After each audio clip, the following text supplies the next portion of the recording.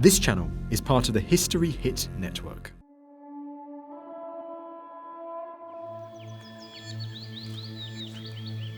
The story of the Roman Empire opens with a fairy tale. Once upon a time, not far from here, a princess gave birth to twin sons. The king, her wicked uncle, fearing that the boys would one day become his rivals, ordered his faithful servants to throw them into the river. But as it was in flood, they just left them in a basket at the water's edge, from where they floated downstream. Rescued on the bank by a mother wolf who suckled them, they were later found by a local shepherd who reared them as his own. Their names were Romulus and Remus, and they went on to found Rome.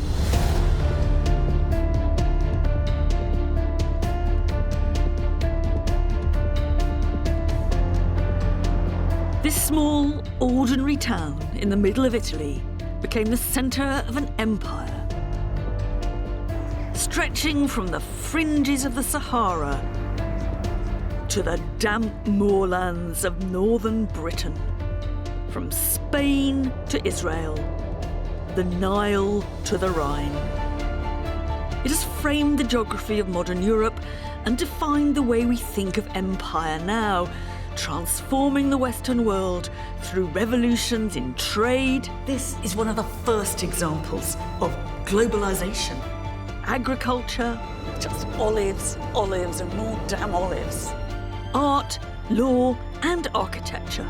This is where even I get a bit gobsmacked by Roman engineering. There are plenty of conquests and defeats too, battles and butchery. But there are also bigger questions. How did it work? And what difference did it make? Why did the empire eventually fall? And how did it all come about in the first place? Was it ambition? Was it just luck? If we really want to answer that question, we have to go back to what the Romans themselves said about it, to their doubts, their debates, and their conversations. Because they wondered just as much as we do about what set them apart.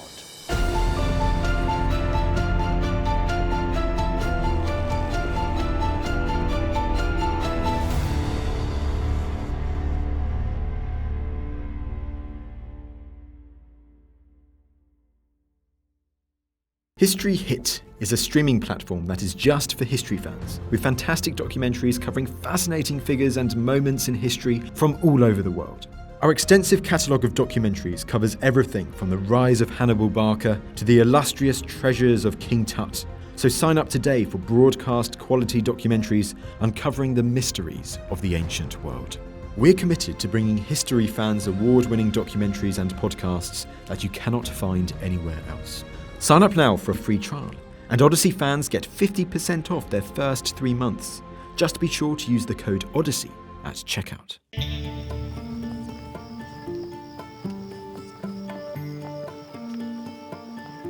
It's on the Appian Way, one of the main roads out of Rome going south deep into Italy, that we first get a clear glimpse into the lives of the early Romans. One second. A period long before the marble columns and the Colosseum, and one that's often overlooked. This tomb was built 500 years after the city was founded. It's a very long way from Romulus. But what's written here tells us for the first time what some Romans felt and thought, what their mindset was. In a way, what we really know about the Romans starts here.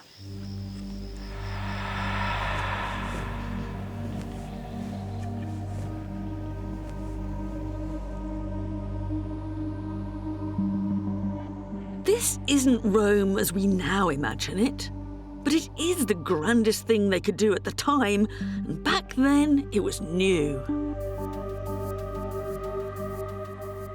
This is the tombstone of the first man to be buried here. Scipio Barbatus, that means beardy Scipio. And it tells us a bit about his excellent qualities. He is fortis vir and sapiens. He's a strong, brave man, but he's clever, he's wise. This is quite strange. It says his appearance was equal to his virtus. So his appearance was as good as his virtue. He really looked the part. He cut a dash.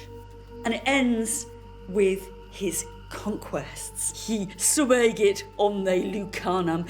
He suppressed the whole of Lucania, which is a region in South Italy, obsides quae abducit, and he took hostages. So it's very easy to see what these people's priorities were.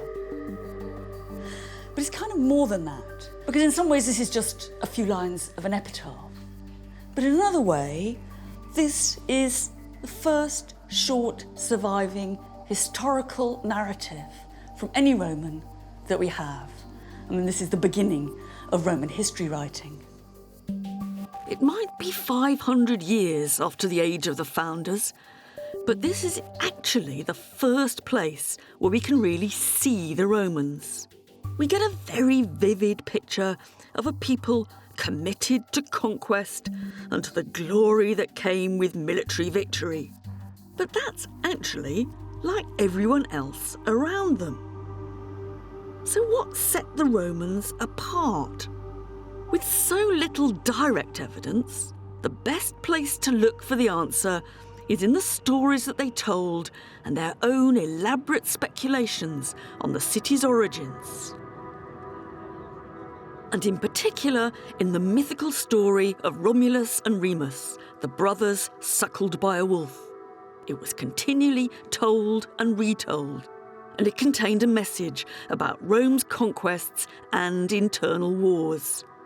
There's actually a little more Roman history in the myth.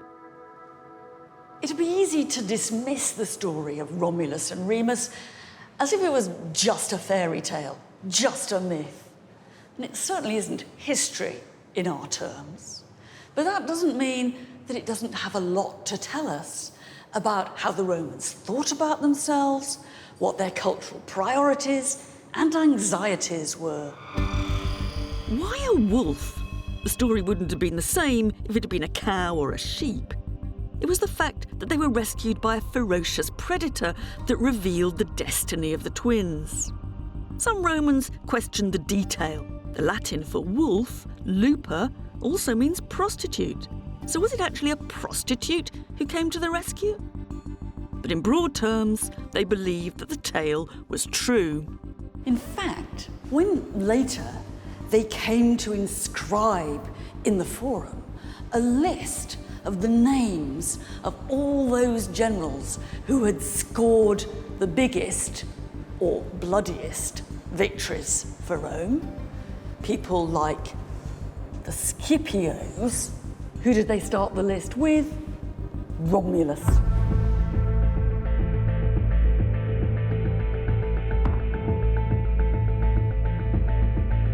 One person who's not on the list is Romulus's twin brother Remus, because it said they had a massive row over where exactly to establish the new town. It ended up with Romulus murdering his twin, an act which reflected the bloody civil wars that would later blight the politics of Rome.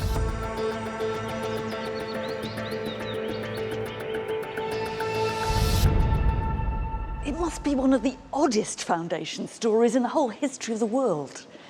Not only does it involve a pair of twins, not a single founder, but then one of the twins goes and kills the other. That's to say, fratricide lay at the very beginning of the Roman story. Brother killing brother was hardwired into Rome.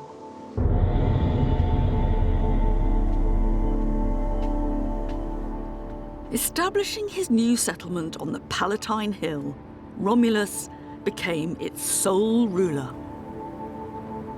Romulus's first problem was that he had hardly any citizens for his new city. So he declared it an asylum, and he welcomed criminals, runaway slaves, the dispossessed and the down and out from the whole of Italy. It's another strange aspect to the tale. Whereas the average ancient city liked to imagine that its original inhabitants had sprung miraculously from the soil of the homeland, the Romans imagined that their city had originally been a city of asylum seekers. It was an attempt to give a mythic dimension to one of Rome's later most distinctive characteristics, that it not only welcomed outsiders, but that eventually it spread Roman citizenship throughout the empire. Romulus's next problem was that he had no women, and therefore his city had no future. But none of the people in the neighbouring towns were prepared to give their daughters to be Roman wives. They were actually nastily insulting and made no secret of the fact that they didn't think a band of runaways was great husband material. So Romulus had to resort to a trick. So the story goes, Romulus invited his neighbours, the Sabines, to a religious festival. In the middle of the proceedings, he gave a signal for his men to abduct all the young women among the visitors and to carry them off as their wives. This is the famous rape of the Sabine women, and it's an almost uncomfortably frank image. This woman here has been captured and she's trying to get away, but she's not going to make it. This one has already collapsed. And another is trying to flee, but it's hopeless. The rape might have been a response to a terrible Roman humiliation, but it was still a violent assault. These women are not willing, they're victims. It's an incident that the Romans discussed and debated and displayed ever after. Some of Rome's enemies said that this was absolutely typical Roman behaviour. If they wanted something, they just went out and grabbed it. In the story, the families of the Sabine women, as you'd expect, hit back at the Romans in what would be Rome's first war and first victory, which was commemorated in a rather strange monument at the heart of the city. Most people walk straight past here, but it's where the Romans were convinced that the heart of that battle took place, in what became the Forum, but what was then not much more than a swamp. And they marked the spot where one of Rome's first enemies fell to his death. This was just one of a series of monuments that imprinted the origins of Rome onto the face of the latest city. If you wanted, you could go up into the Palatine Hill and see what was supposed to be the hut of Romulus himself, still a tourist attraction in the 4th century AD. The myths of Rome were there for all to see, and with them, the problems of being Roman. Fratricide, rape, violence, and constant conflict.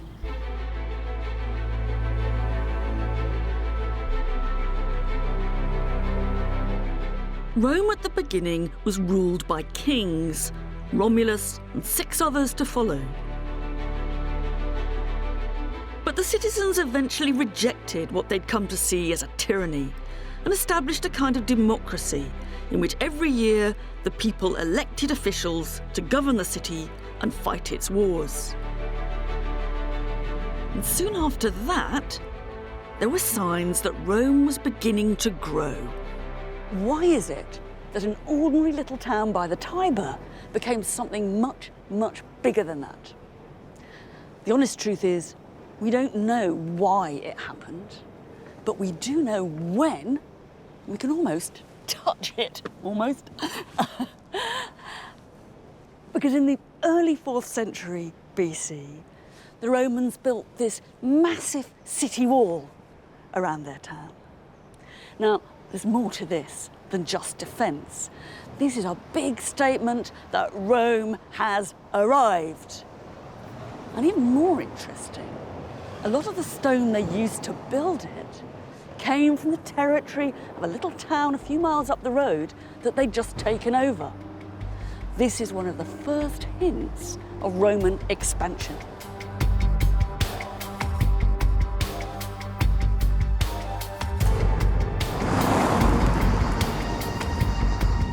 Rome's growth didn't stop at its walls. It expanded beyond them, deep into the Italian peninsula. We shouldn't imagine Romans crowding around maps, plotting world domination. For a start, they didn't have maps. And in any case, they weren't any more militaristic than their neighbours. Early Italy was a violent place. So the question isn't why they went to war, but why they went on winning. On the traditional pattern of warfare, to put it a bit crudely, every year the lads of one place would go out and do over a neighbouring town, and if they hit lucky, they'd come back with slaves and cattle. It wasn't really organised warfare, it was glorified raiding. What the Romans did was establish permanent relationships with the people they beat. Of course they came back with slaves and cattle, but they demanded for the future that the defeated towns should provide troops for the Roman army.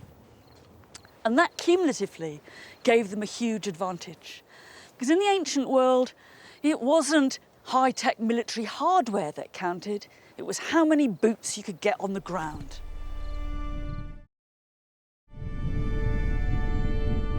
As a city on its own, Rome could never have dominated the whole of Italy.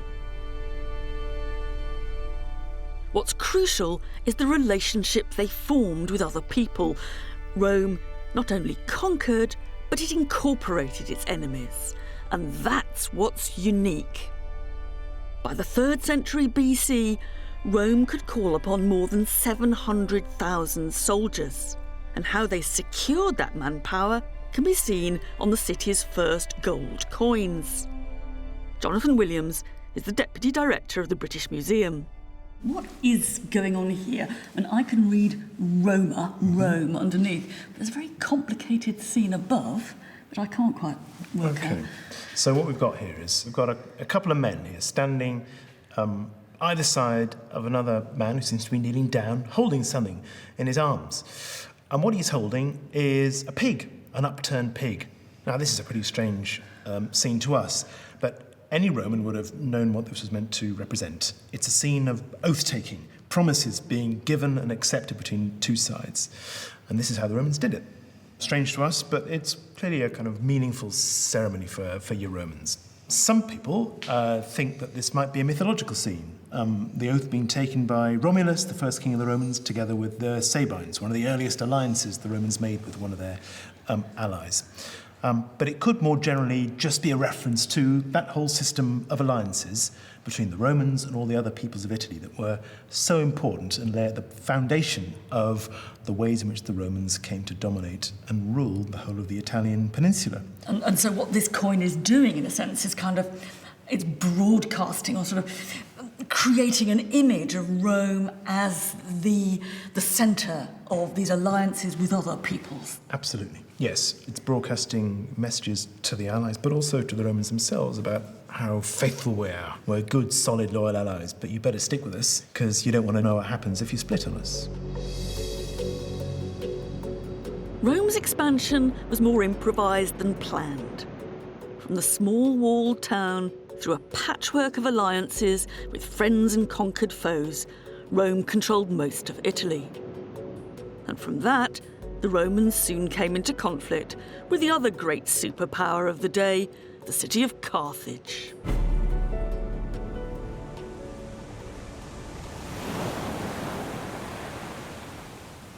Because there was actually another empire out there to rival Rome. The Romans' network of alliances put pressure on them to intervene in support of friends and allies further and further afield. It's a bit like what happens to modern superpowers.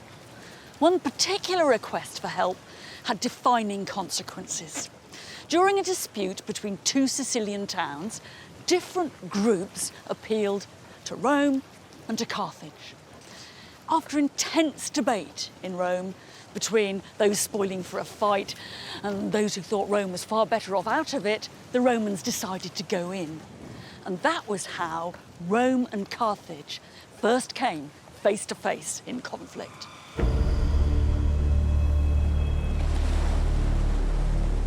Across a narrow strip of water, the island of Sicily, more Greek than Italian, became the setting of Rome's first overseas war, a naval war against the Western Mediterranean's most powerful seafaring state. The Romans hadn't had or needed fighting ships before. The story goes that what they did is find a Carthaginian ship and copy it over and over again. It was a big turning point, and in 241 BC, these waters were crowded with the dreadnoughts of the ancient world, fighting it out in a final messy battle. Hey, George, we actually found it. All right. It's another amphora.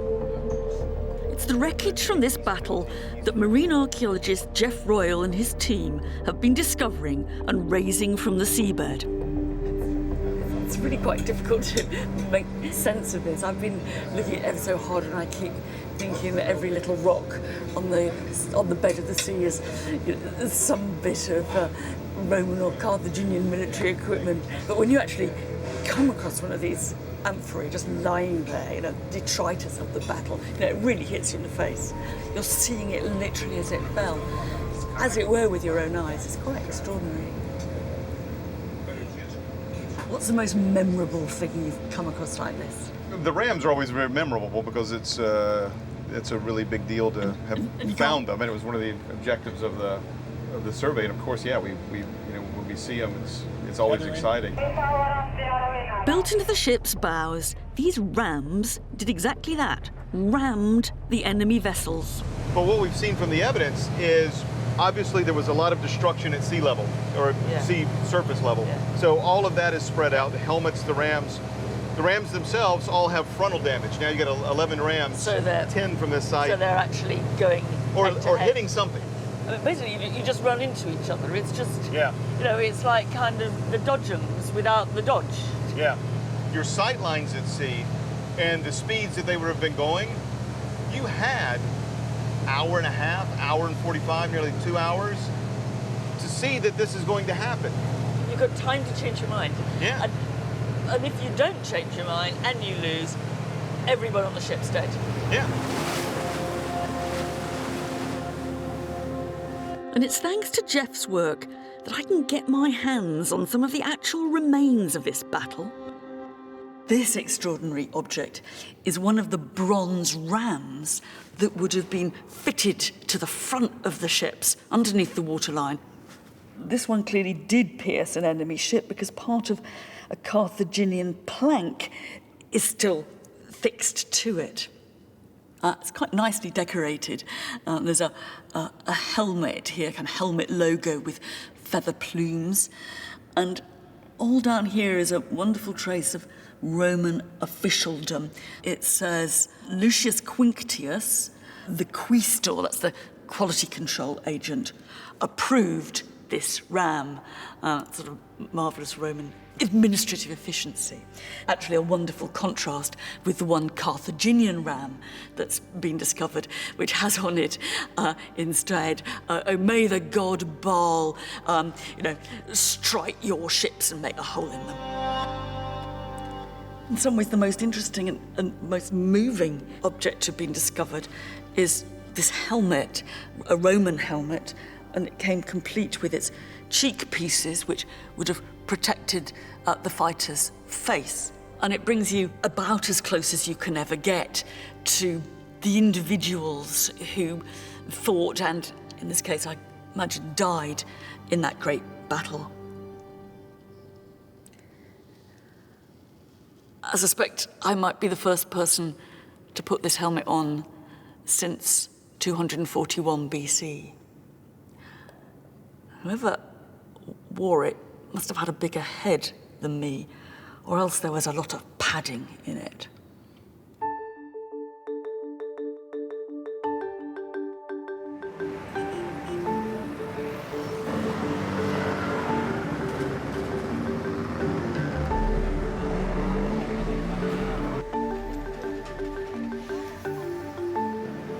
result of all this was that the Carthaginians were pushed out of Sicily altogether, and the island became the first overseas territory under Roman control. In a way, you might say that the Roman Empire began here. Rome defeated Carthage twice more.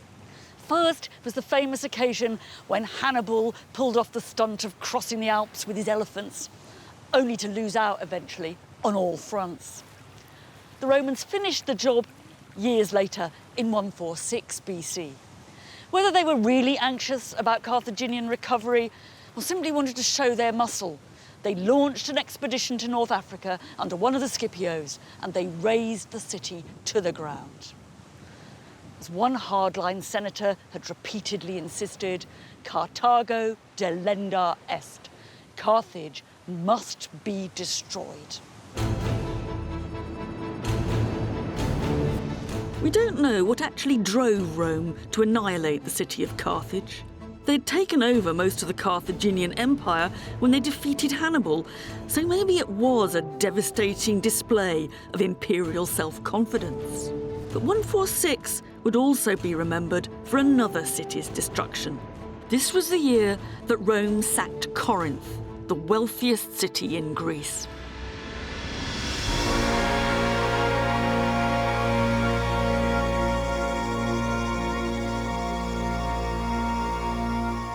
"146 would become ingrained in the minds of every Roman, the year when Rome became so powerful that it no longer had any serious challengers left.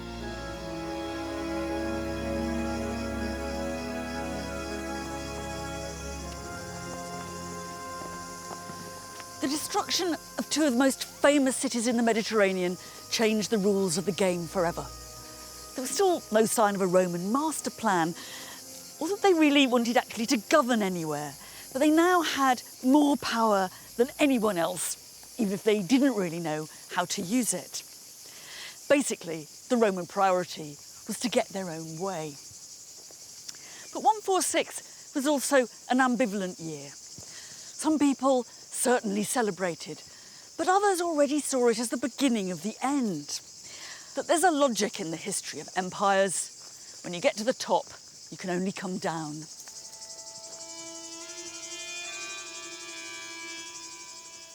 Carthage was wiped from the earth, but Greece was very different, and it gave Rome something more precious than economic profit: its culture. Conquest didn't just change the people that Rome conquered, it changed Rome too. And it was thanks to Greece that Rome started to become full of marble columns, elegant statues, and objets d'art. This was the very beginning of the Rome we know, and also the beginning of a flourishing art market. This was once a great piece of art. It's a statue of Hercules. He was part of the cargo of a shipwreck that's been recovered from the seabed. Not just him, there were more than 30 other marble statues, some bronze ones, some exquisite jewellery, glassware, scientific instruments. And they say they found the pips of the very last olives the crew ate before the disaster. But from our point of view, what's important is that this was a cargo of stuff, one out of many thousands, that was making its way from the Greek world on a one-way ticket to Rome.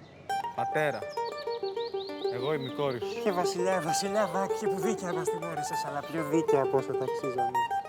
The Greek world that Rome conquered had a long history of art, theatre and literature. Πάτερ, παρέστηση.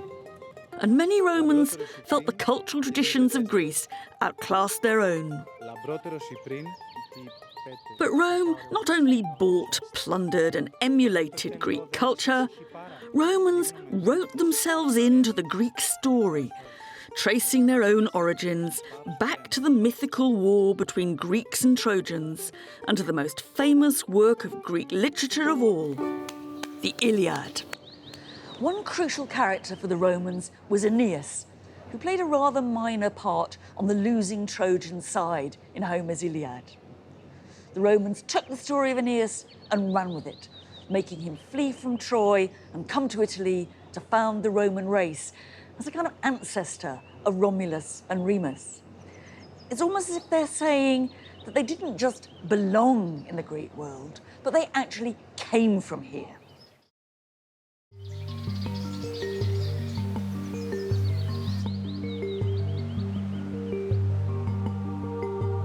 The story of Aeneas gave the Romans a stake in the traditions of Greece. But exactly how Greek to be was the topic of the day, with some conservative hardliners arguing that soft Greek culture was destroying old Roman values. There's more to conquest than conquest by sword.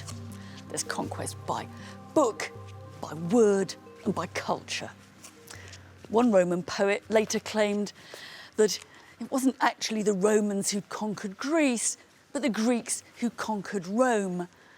What he meant by that was the Greeks were really the winners because Rome owed them such a vast cultural debt that went back centuries before the conquest of Corinth.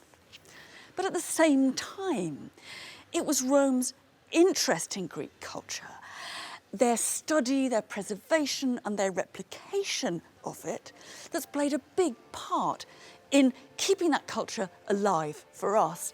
In a way, I like to think Rome has kind of given us Greece. The Romans had now gained effective control over the entire Mediterranean, the only people ever to have done that. Not always by annexing territory, but simply by being able to get their own way. We think of this empire as the land around the sea, but actually, at the heart of it, there's the Mediterranean itself. It's crucial to understand what's going on across this huge, liquid territory. We aren't talking just about some nice little boats transporting sculptures. The problems of controlling this sea were as important as the ones of controlling Carthage or Corinth. The Mediterranean was the empire's internal sea, a main highway. Mare Nostrum, they called it, RC. It was far cheaper and quicker to travel on the water than by land, but it was dangerous too. That's not just because all you'd need was one storm and you'd have lost everything. There were also bandits and hijackers wanting to get their hands on anything that was sailing. Not just goods, but people too. It's a bit like a motorway swarming with human traffickers. Rome's overseas conquests had turned thousands and thousands of prisoners into slaves. And that created a demand for more. There were big profits to be made out of the slave trade.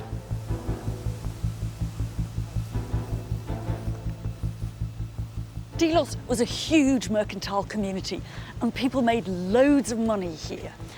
One Roman writer called it the biggest market in the whole planet. All sorts of goods must have passed through, perfumes and spices, sculpture and furniture. But Delos was most famous for being the world capital of the slave trade. And one of the main suppliers of that trade were those bandits and hijackers that the Romans called pirates. For the Romans, a pirate was anyone you didn't like in a ship, from small-time chancers to big-time criminals, more like the mafia. It was not an easy relationship, and those tough guys in ships proved pretty difficult to control. One day, they were stocking your market. The next day, they turned on you.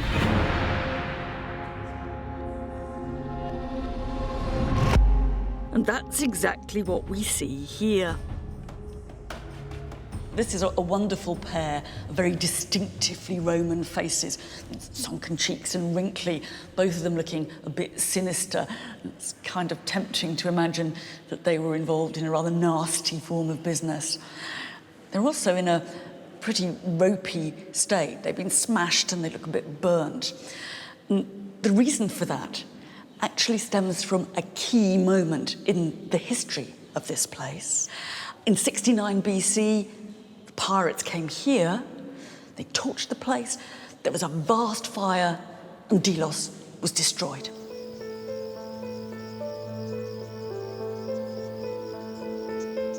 Pirates had their impact at Rome itself too.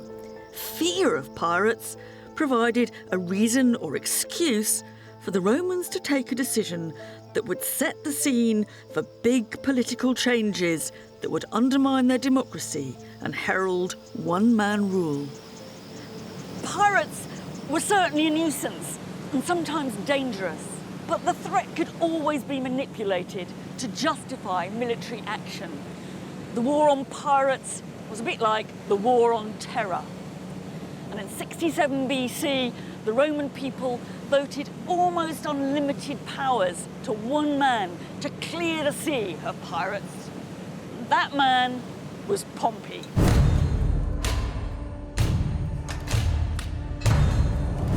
Pompey the Great, as he was known, got rid of the pirates in just 3 months, and then turned his firepower onto some fabulously wealthy Eastern kings, returning to Rome with a bang, a spectacular 2-day parade, and a massive carnival.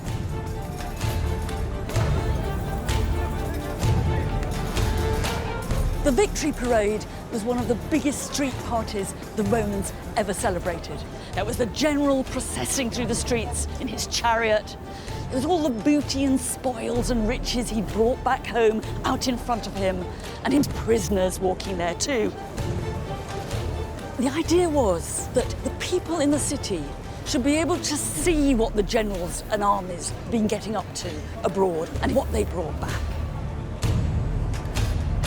Some people thought the display was terribly vulgar, and on occasions people cried in the audience as they watched the poor prisoners go past. But for most Romans, this was a chance to let their hair down. The Gettone qui. Not bad. And to indulge in the riches that had been won for them. With the party long gone, not much trace of Pompey's triumph is left behind. But tucked away in a corner of a museum, we can see one member of that spectacle's supporting cast. It's not often that you can actually track down an individual object that was trundled through the streets of Rome in a triumphal procession. In fact, this is probably the only one. Its great bronze urn was probably used for mixing up wine and water and honey, and it's actually got the name of one of the kings who Pompey defeated scratched into its rim. This makes me pretty certain that this was one of the treasures, one of thousands upon thousands that the people of Rome watched go by in Pompey's parade in 61.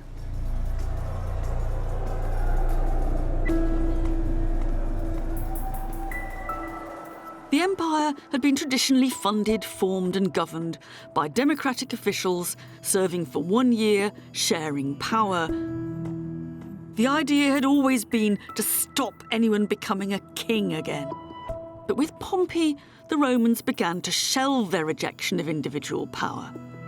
If you needed to defend or extend the empire, perhaps you had to hand over control to just one man. Yet for a man who revolutionised Rome, he's left very few visible traces. This is a wonderful bit of Roman street archaeology. You might miss it to start with, but the layout of these buildings, this sweeping curved facade, actually matches ancient Roman foundations underneath. And those foundations belong to a huge semicircular auditorium of a theatre. These are the traces of the theatre that Pompey put up with the profits of his eastern campaigns. And they're the first time ever that Roman buildings begin to match the Rome of our imaginations. Huge, monumental, magnificent, designed to impress.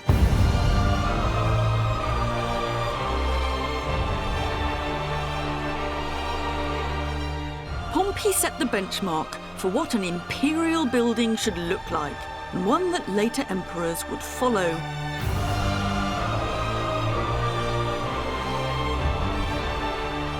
But he's never become a household name. He's always been overshadowed in the quest for glory and the competition for personal power. The one person that forever after stole the limelight was his great rival, Julius Caesar.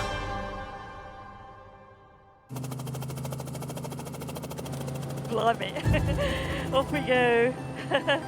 Never done this before. Going in the opposite direction to Pompey, Caesar headed west. When Pompey had been so stunningly and bloodily successful out east, and had come back with such a load of cash and spoils, Caesar, if he wanted to rival him, had only one option, which was to have a great conquest himself. But in one important way, Caesar really outdoes Pompey. Pompey has big victories. Caesar has big victories and writes about them. And the reason why we can go to Alesia, the site of one of Caesar's last victories there, is because we actually have Caesar's own account of it. At Alesia, the army of Gauls had set up camp on a hill. In Caesar's own description, he seems in complete control. Camps were constructed at strategic points, he writes. Pickets were stationed day and night. There was hard fighting on both sides. I had 2 trenches dug. I erected a rampart and a palisade. When you see the scale of it all, is that despite what he claims when he writes the story up, Caesar couldn't possibly have had his eye on all the areas of this battlefield. In the end, winning an ancient battle comes down to strength of numbers, starving the enemy out, surprising them from behind, and perhaps most of all, the truth is, it comes down to luck.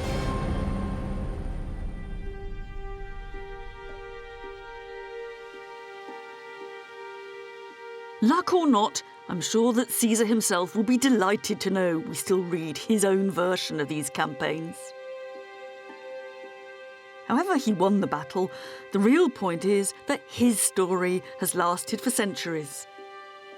And in terms of imperial propaganda, it's a nice proof that the pen really can be mightier, or at least more enduring, than the sword. The leader of the Gauls in their doomed last stand was Vercingetorix. Since then, he's become a hero of modern France, a freedom fighter standing up for the French nation. The irony is that everything we know about Vercingetorix goes back to what Caesar wrote about him. In a way, our Vercingetorix is a Roman creation. Whatever he was really like, the point was that Caesar needed to show that he had defeated a dangerous, brave, and ultimately worthy opponent. The Romans would never have thought that there was any kudos to be gained in beating a sissy. Caesar also boasted about the number of Gauls that his army had killed during his campaign. Modern estimates come to around 1 million. His figures may have been sexed up to impress back home, but there's little doubt that Caesar's ambition to surpass Pompey's glories had been achieved through nothing short of genocide. Excavations of the battlefield have unearthed some of the weapons that won Caesar his victory, including the ancient version of landmines. These things aren't exactly high-tech, but they're very, very nasty. This one in particular, you have to imagine standing on it in your leather sandal.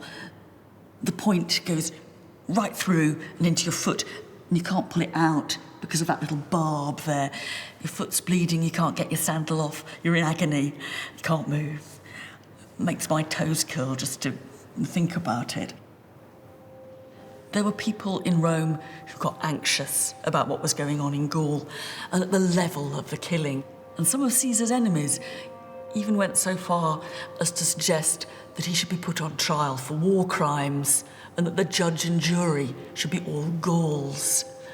Roman Empire was a pretty brutal thing, but there were some levels of brutality that even the Romans couldn't stand.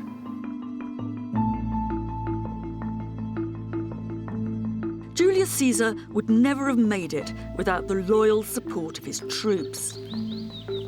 They were far from the cattle raiders of the early city. The soldiers were now professionals, bound to their general as he was to them, even more than to the state. And unlike Pompey, Caesar was prepared to use that army to seize control of Rome. For his part, Caesar was well aware that his enemies in Rome were conspiring against him, that they were trying to back him into a corner, and as he put it, to undermine his dignitas, that distinctive Roman combination of prestige and clout. So he took a chance, and with one of his legions, he set out to march on Rome. When he got to the river Rubicon, which marked the border between Gaul and Italy, he said, "Let's throw the dice in the air then." In other words, God only knows what'll happen next.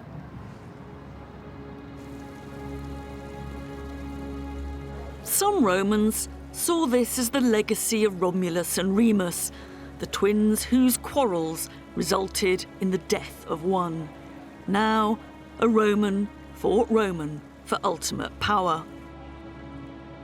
Caesar's return to Rome triggered a chaotic civil war that engulfed not just Italy, but most of the empire. Pompey himself ended up dead on the coast of Egypt, his decapitated head presented to Caesar, who, so we're told, burst into tears at the sight of it. Caesar won the war and was made officially dictator, sole ruler of Rome. But he didn't last much longer. If there's just one Roman that everyone knows, it's Julius Caesar. Not because of what he did, but because he died. His assassination has been blown up into a heroic scene that we all know, or think we know, from films, paintings and plays, and from those famous last words, "Et tu, Brute," which he definitely didn't say. What we know for sure is that he was ambushed by a group of his friends in a meeting in a Senate house that ironically had been built by his great rival, Pompey.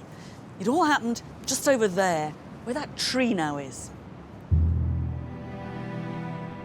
It was another echo back to Rome's foundation story.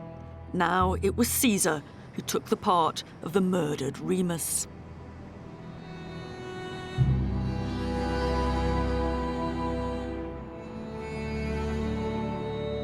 It's the most famous political assassination ever, carried out in the name of liberty, just a few weeks after Caesar had been made dictator for life. Too soon to know whether he'd succeeded or failed. But the fact was that the assassins may have got rid of a man they thought of as a tyrant, but they didn't get rid of tyranny. It was all too little, too late. By now, it was inevitable that the empire would be ruled by one man. The question was, what shape would that one-man rule take? That was defined by the man who established autocratic power long-term, and who we call First Emperor of Rome, Gaius Julius Octavius, or as he later called himself, Augustus. That name actually doesn't mean very much.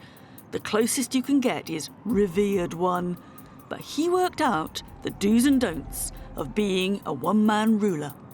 In the early 3rd century BC, Scipio Barbatus, on his tomb, could have his career summed up in just a few lines.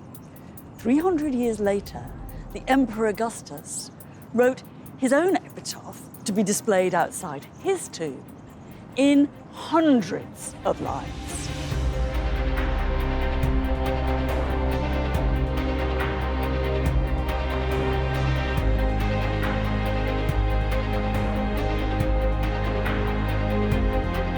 It's an extraordinary, overblown account of what I did. But it also offers a blueprint for how to be an emperor in the future. And there are 3 things he stresses. First of all, you have to be massively generous to the Roman people. You have to give them handouts and entertainments and services. And that's what he lists here, all the cash he spent on that. But then you've got to build, build, build. And that's really the model of Pompey. And Augustus tells us about the temples that he constructed and the theatres. But most important of all, and this is what the biggest part of the document is about, you have to invest in conquest. And Augustus explains how he extended the boundaries of the Roman Empire, how he pacified the provinces of Gaul and Spain, how he pacified the Alps. The message he's hammering home is clear. If you want to be a Roman emperor, you have to look like a conqueror.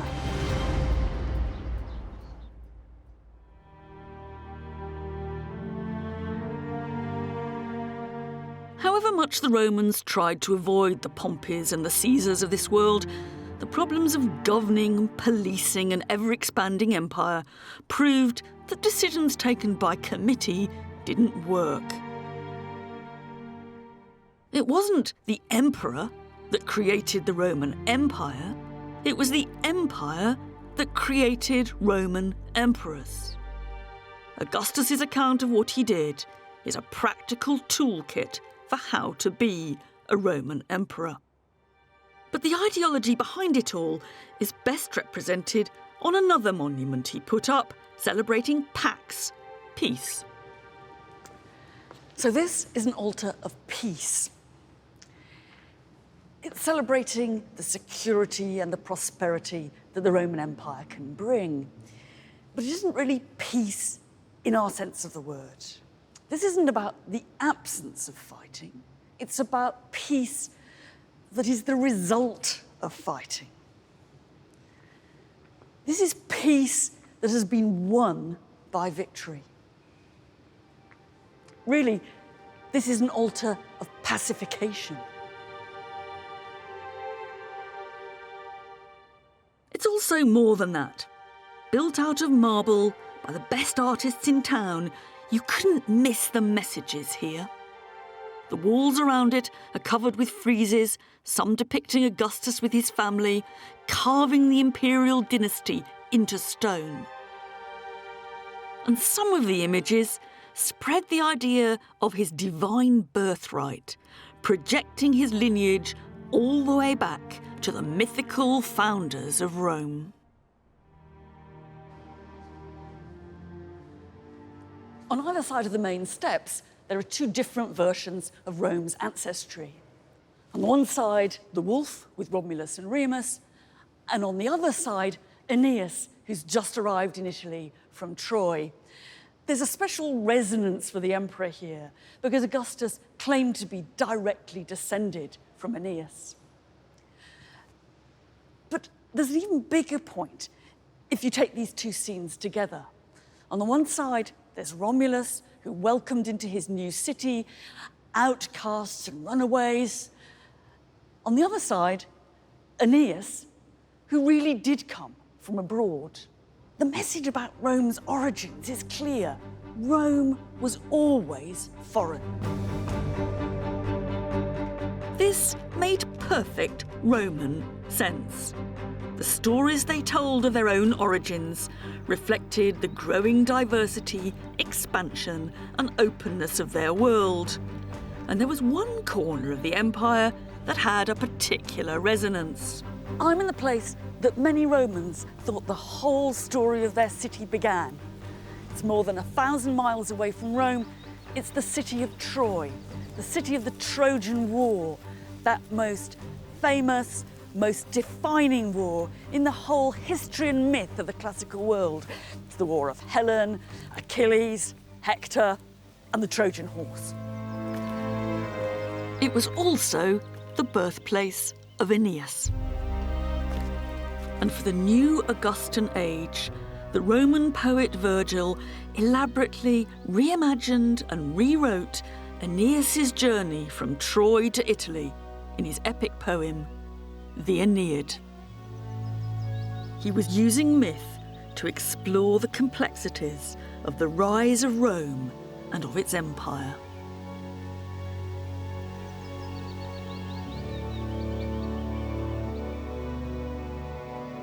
There are all kinds of themes in this poem: love, honour, heroism, and empire. Virgil also points to some of the much more disconcerting sides of imperial power.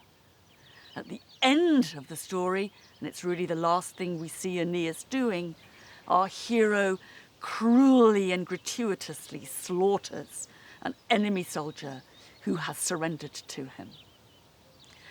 It's as if, in Virgil's hands, the story of Aeneas both celebrates Rome's empire and exposes its potential brutality.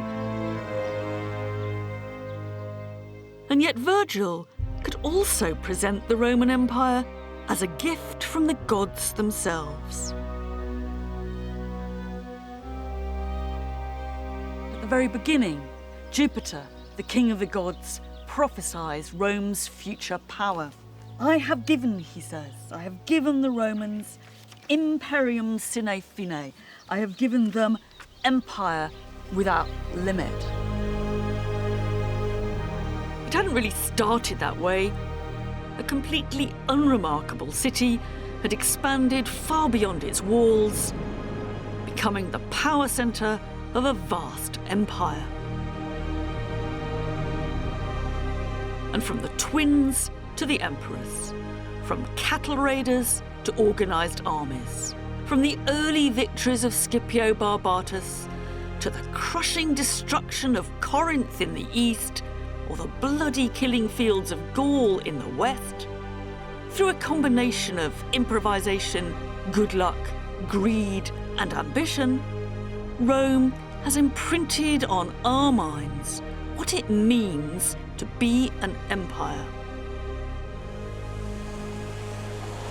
The idea of empire without limit is something that Scipio Barbatus could never have understood. He knew all about conquest and military glory and the profits that came with them. But Rome, having territorial control over swathes of the outside world, thought of as limitless, would have been absolutely incomprehensible to him. 2.5 centuries later, Virgil's Aeneid claims that Jupiter himself had planned it that way. It's as if Virgil, looking back, is reinterpreting the messy, the improvised history of Roman conquest into some grand design of manifest destiny.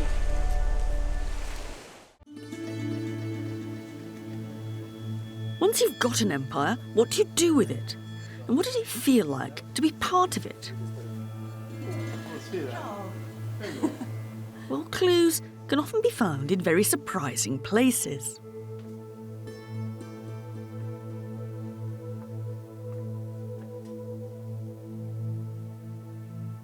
I'm talking rubbish, ancient Roman rubbish.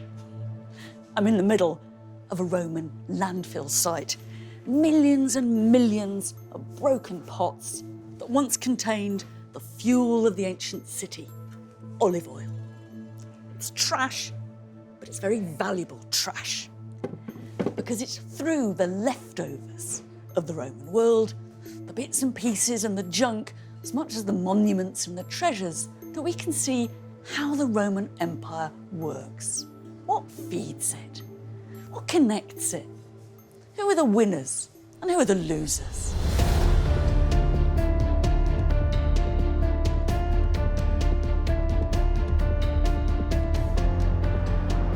The Romans never set out to acquire an empire, but their undistinguished little town came to control a territory that stretched from Britain in the north to Algeria in the south, Spain to Israel, the Nile to the Rhine. How did it look to the Romans What do they make of it all? How do they visualise it? We tend to joke when we say all roads lead to Rome, but actually they did. And what about the conquered? What difference did it make to them? Just olives, olives, and more damn olives. There were great fortunes for some, but at the expense of the many. This tombstone for me is a bit of a tearjerker. So just how did Rome transform the landscape of our world?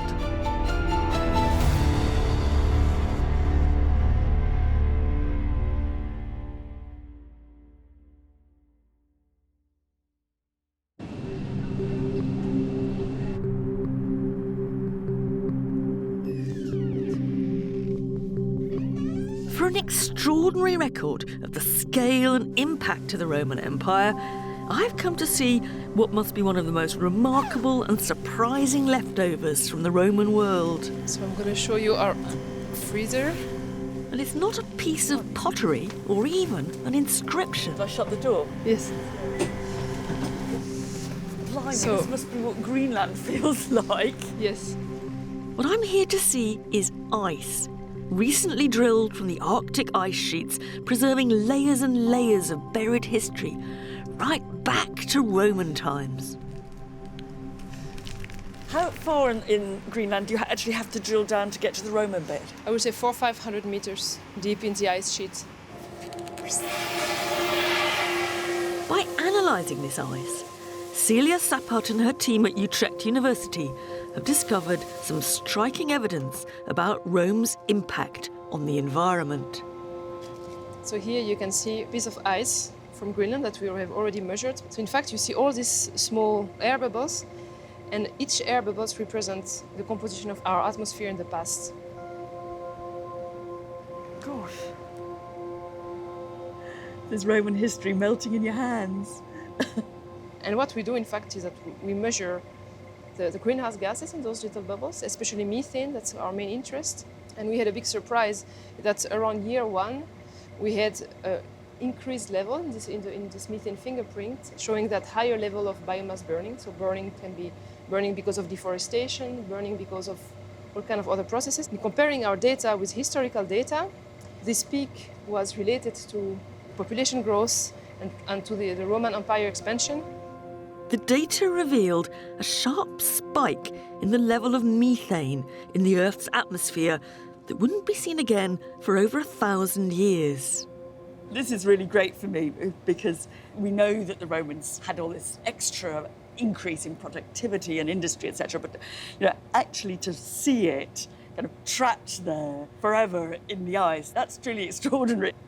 And I kind of think we feel a bit differently about it, perhaps, but I think the Romans would have been absolutely delighted to see their impact kind of preserved like this. Yes. Roman pollution, captured in the Greenland ice sheets, is dramatic evidence of a burst of energy as Rome transformed the world it conquered.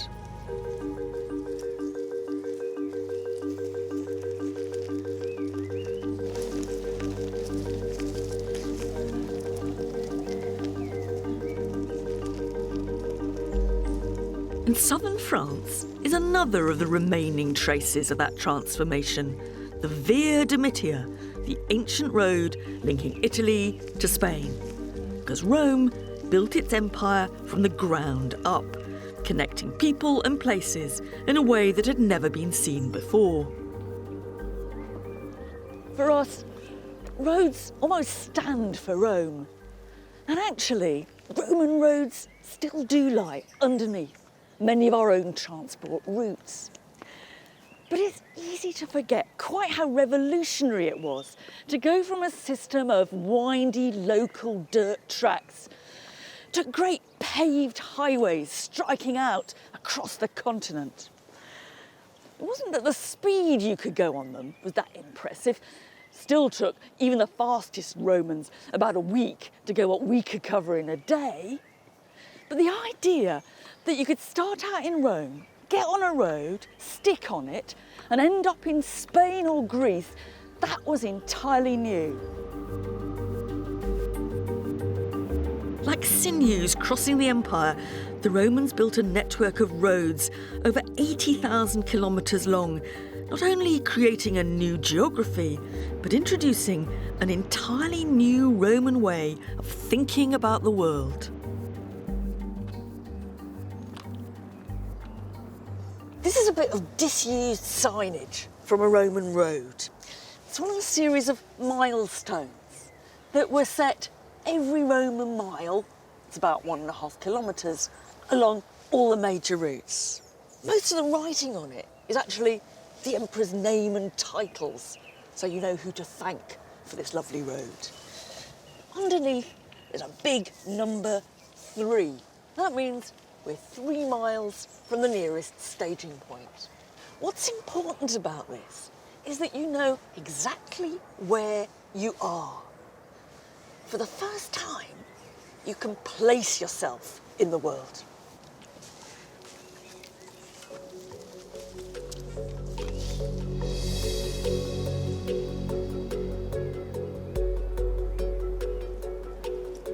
Of course, once you got off the beaten track, people in the countryside may hardly have noticed the arrival of Rome.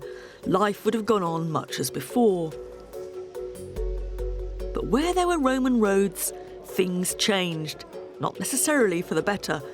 It wouldn't have been fun finding a brand new superhighway going straight through your land. And Romans complained, much as we do, about the bad food and exorbitant prices at the ancient equivalent of service stations. For some, though, these new roads were a cause for celebration. These are copies of 4 really strange Roman drinking goblets. They're quite recognisably in the shape of milestones. But not just that, they've got lists and lists of names of places scratched into them. What it says round the top is that this is the route from Gades, that's Cadiz in Spain, to Roman, to Rome. And between each place, it's giving you the number of Roman miles that you have to travel.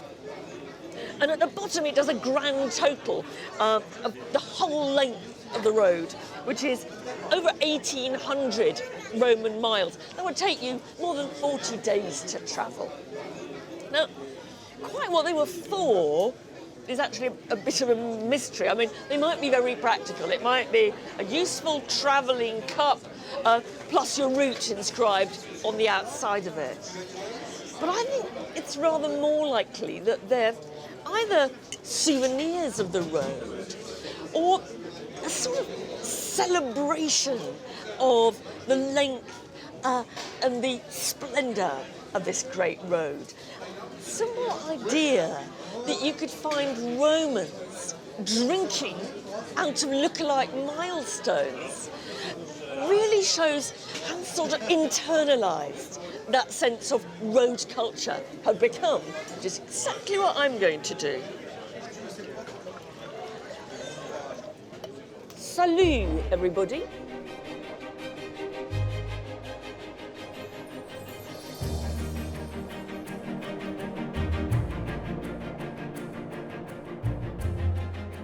The goblets also point to that other great marker of Roman presence on the landscape, towns. The Romans sponsored the greatest programme of urbanisation in history, and in Western Europe, their cities still often underlie our own.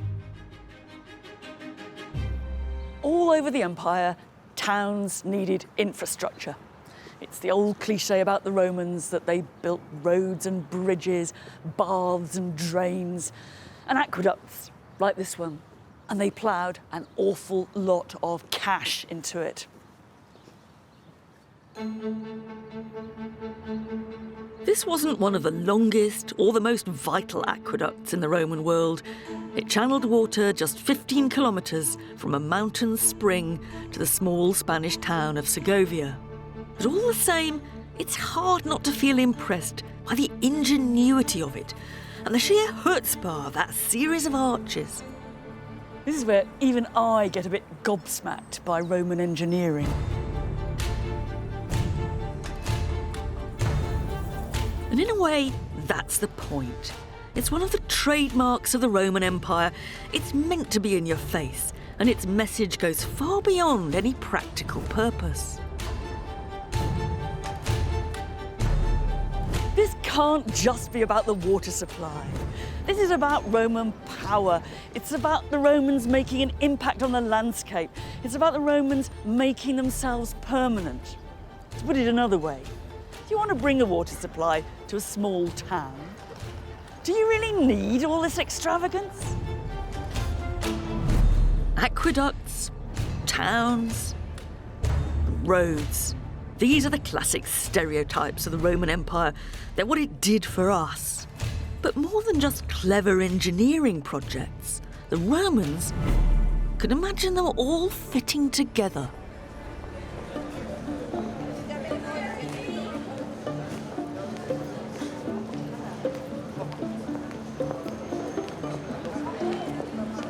This is a map of the Roman Empire. Oh, right. An ancient map. It's a medieval copy of an ancient map of the Empire. Oh, medieval. But it's copying a Roman map, which doesn't survive.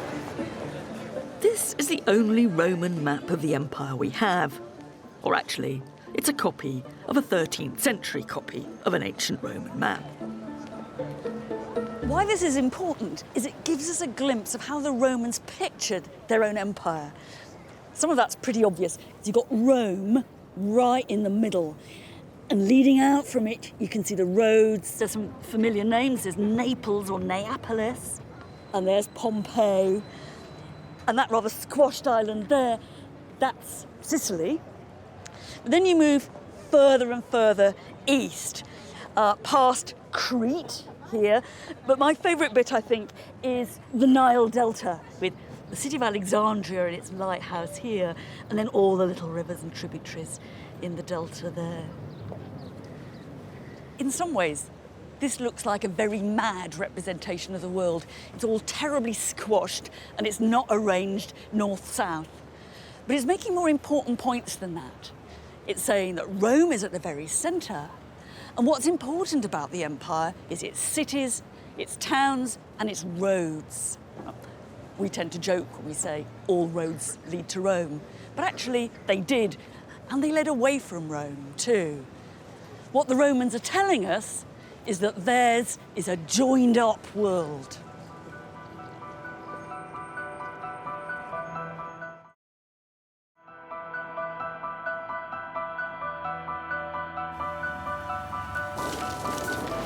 It's a dramatic statement of Roman power and control, and a network of connectivity which joins up places never before joined up.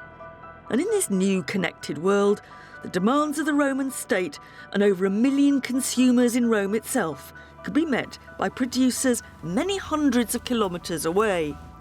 This is when the hills of southern Spain became a giant olive farm and juicing enterprise.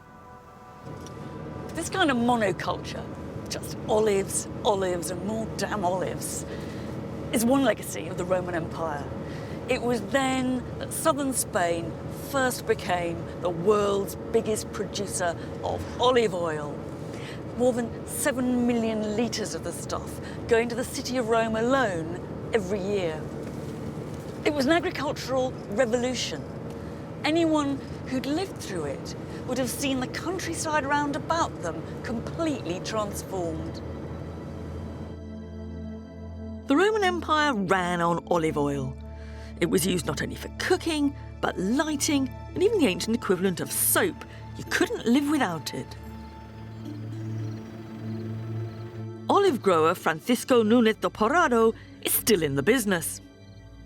Is the whole economy of this area, is it all based on olives? Yes, olive trees with olive oil and the whole process represent in this area practically between 70% of the income I mean, some people like you are growing the olives. Yes, yes. But then you've got your pickers, your specialist pickers.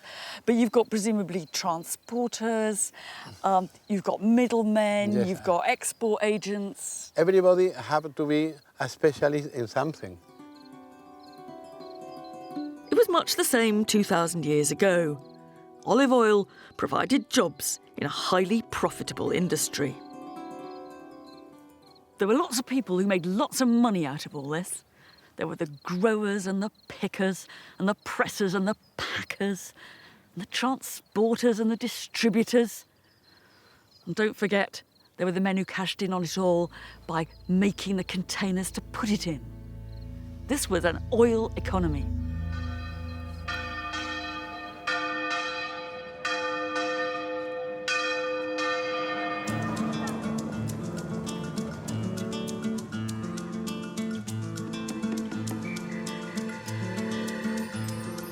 Shipping 7 million litres of olive oil to Rome and the wider empire each year required more than just trees and presses.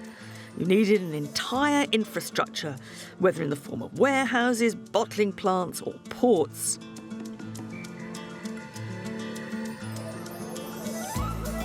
One of the main transport hubs and distribution centres was a place the Romans called Hispalis and we call Seville. Built into the fabric of the modern city, unnoticed by most passers-by today, is an introduction to one of the Roman officials whose job it was to make sure the precious oil reached its final destination. This is a plaque put up in honour of a man called Sextus Julius Possessor. And it's ended up, I'm afraid, in an extremely inconvenient place. Really what it is a description of Possessor's whole career. First of all, he seems to be stationed in Italy itself, looking after the incoming supply of oil from both Africa and Spain. But then he moves out to Seville to a job which is described as procurator, somebody who's in charge of the Repam Bitis, the riverbank of the River Bitis, an interesting case of how Roman imperial administration works. They never have very many people on the ground, but they do get men into place in key areas. And here we've got Possessor, I think, as a safe pair of hands in Seville, making sure that nothing goes wrong with the supply of oil to Rome from this end. Of course, ultimately, this was all for the benefit of Rome. But a more complex exchange was taking place too. As olive oil flowed to Rome, money flowed into Spain. And there's evidence in the branding stamped into the oil jars themselves that this new wealth allowed some people access into the politics of Rome itself. This is a particularly tantalising example because the stamp here reads very clearly Port, P-A-H. That's port short for portus, or probably river warehouse, of someone called P-A-H. And one thing we know is that the father of the Emperor Hadrian had those initials, Publius Aelius Hadrianus. So it's possible that this handle is telling us something about the source of the wealth of Hadrian's family in the oil fields of Spain, and that it's telling us something about the commercial profits that underpinned the power structure of the Roman Empire. Whether this was really where he'd made his money or not, we know that Hadrian, the man on the Roman throne for 20 years in the 2nd century AD, came from Spain. It's a reflection of just how joined up the empire had become. And it's not surprising that Hadrian bankrolled big building schemes here. This is what's left of the town of Italica, where the Emperor Hadrian's family came from. They weren't native Spanish, they were Roman settlers from way back, but they obviously thought of Spain as their home. Hadrian ploughed an awful lot of cash into his hometown. A tremendous showing off, and to be honest, all a bit out of proportion. One of the biggest things he did was put up this huge amphitheatre. It would have accommodated 25,000 people. Now, to put that in context, the Colosseum in Rome accommodates about 50,000 or so. So you've got a small town amphitheatre in Roman Spain with half the seating of the Colosseum. Or, to put it another way, the population of Little Italica was only something like 8,000 people in all. To me, that sounds a bit like a plutocratic benefactor giving little Cambridge United a stadium half the size of Wembley. It is a little bit absurd.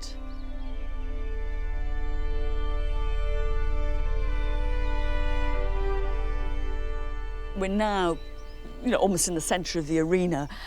This is where the gladiators would have fought, where the wild beasts would have been slaughtered. And right in the middle here, you've got a sort of mini version of what you find in the Colosseum itself. The underground cellars where the gladiators and the animals would have waited to come up into the arena through trapdoors in the floor. It's very easy to get a rather overblown view of the brutality and the extravagance of gladiatorial and animal spectacle. My guess is that you didn't see gladiators here very often. You certainly didn't see very many exotic wild beasts. They did put on performances, perhaps once a year, on Hadrian's birthday, be my guess. Because the real point of this monument was not actually entertainment for the locals of whatever sort. The real point of this monument was to stamp the image of Hadrian on his native city. And what Hadrian's Italica really shows is something of the wider process by which Rome remodelled the world in its own image. In Spain and elsewhere, Rome established itself for good, not just in bricks and mortar, but in institutions and laws which defined a specifically Roman urban way of life.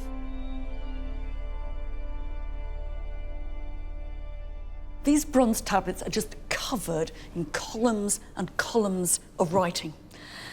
And what that writing is a constitution devised in Rome for a Roman town in Spain. I mean, really, it's a series of do's and don'ts for how to be a Roman town abroad. Here's one about what the local officials called the aediles should do. Now, they're supposed every year to put on some nice plays in the city, ludi skyniki. They have to pay no less than 2,000 sesterces, that's twice a soldier's pay, from their own money, de sua pecunia, and they might just get a grant of 1,000 sesterces from public funds if they do that. So here we've got our generous local officials obliged to give us a theatrical display. Everything from seating arrangements at public events to the speaking time allotted to accusers and defendants at trial are outlined in this document, and many have a familiar feel. There's a great bit here which is about, well, in our terms, it's about electoral expenses. It says, if you are standing for office, if you're a candidatus, what you mustn't do is lavish expensive meals on people in order to encourage them to vote for you. Although it is allowed to give 9 people a meal on one day, but no more than that. After that, it's bribery. That's the kind of level of micromanagement that the Romans are trying to impose. From roads to aqueducts, civil servants to public performances. In this kind of empire building, cash was as important as armies. In the ancient world, if you needed cash, you had to dig for it. Southern Spain wasn't entirely olives. There were plenty of riches in the form of silver to be unearthed here too. Ex-miner and local archaeologist Saturnino Aguera is taking me to see evidence of the Roman operations here. 2,000 years ago, this would have been an industrial landscape heaving with people. One Roman who actually visited reckoned that there were 40,000 men working for the mines in this area. Es de la corta romana, se le llama. Right, so what we've got here is a place where the later mining has cut through to give a cross-section of the Roman working. And you can see some little square holes, galleries or passageways. And all over the rock, you can, I think, see the pock marks where the Roman miners have come in and they must have followed the ore seams and just taken the silver ore out and not bothered with the rest of it. And it's the scale of the industrial processes that went on around here, from the mining to the smelting, that helps us understand those traces of methane we can still recover from the Arctic ice sheets. And the Romans also recognised the problem of pollution. They built the chimneys of the smelting plants very high to get rid of the noxious smoke. It was a terribly exploitative system of resources, of landscape, and of people. But there were also vast profits to be made too. There are people who came here from Italy in search of their fortune. I mean, in a way, this was a bit like the gold rush. Or Spain, in a sort of way, was Rome's El Dorado. The first silver entrepreneurs took full advantage of a ruthless system in which profit was the sole consideration. The organisation of the Spanish mines was a mixture of public enterprise and private enterprise. The Roman state owned most of them, but didn't have the infrastructure to manage them. So it sold the franchise to a range of private companies. They called them publicani. In our terms, that's public service providers. The dangers of that are obvious. The state gets the basic minimum. The only incentive for the private companies is to maximise their profits. And the people who pay the price are the poor guys down there.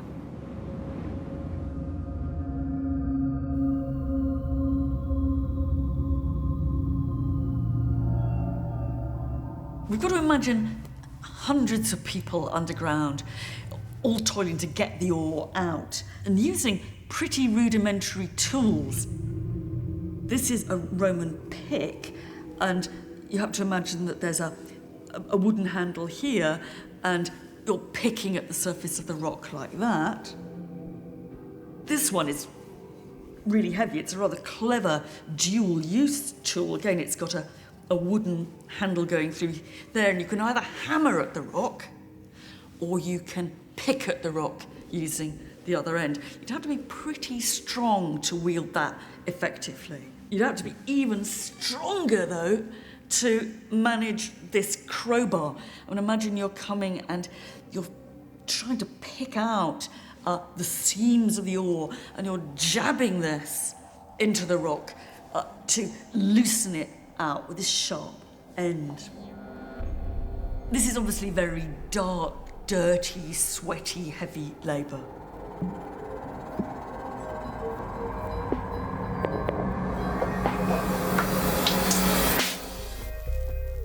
And it's a reminder that beneath the surface of this sparkling new empire, there were the silent underclasses keeping the wheels in motion. This tombstone for me is a bit of a tearjerker.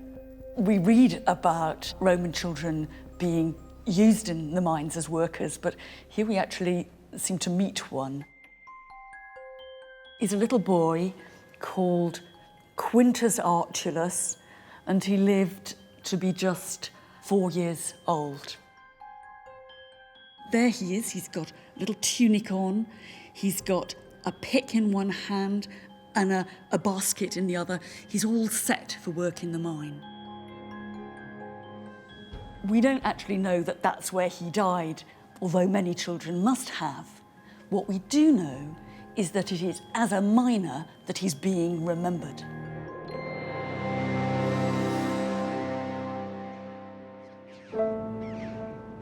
It was on small backs like these that the wealth of Rome was built. The silver he helped to mine, minted into the currency of empire. What most of this Roman silver went into was coin, things like this. One Roman estimates that each year in this area they got 9 million of these. That's an enormous impact on Roman economy and society. You can buy an awful lot of aqueducts and armies for 9 million of these. But what's amazing is that these coins came to be used all over the Roman Empire. Same denomination, same designs. Jonathan Williams is an expert in coins and deputy director of the British Museum. These are two very similar coins of the Emperor Hadrian, distinctive face there, and Hadrianus, Augustus. That's right. They are very, very similar. They're both Roman silver denarii, the lifeblood in many ways of the Roman currency system. Both of that have Hadrian on, very similar. They're the same value, same amount of silver, but they were found at completely opposite ends of the earth.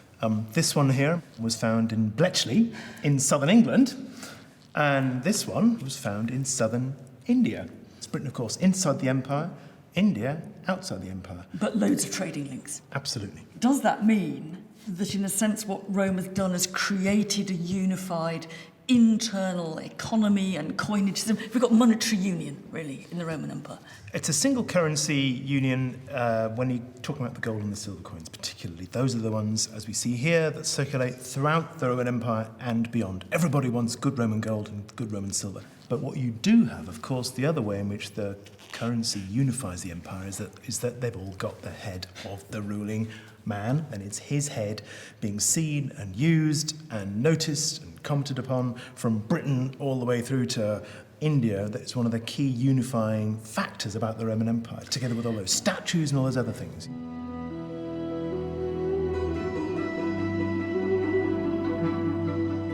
From its Spanish mines, Rome maintained a constant flow of hard cash, trickling down to contractors, soldiers, and traders across the Roman world, who can hardly have forgotten that all this wealth was tied to Roman power.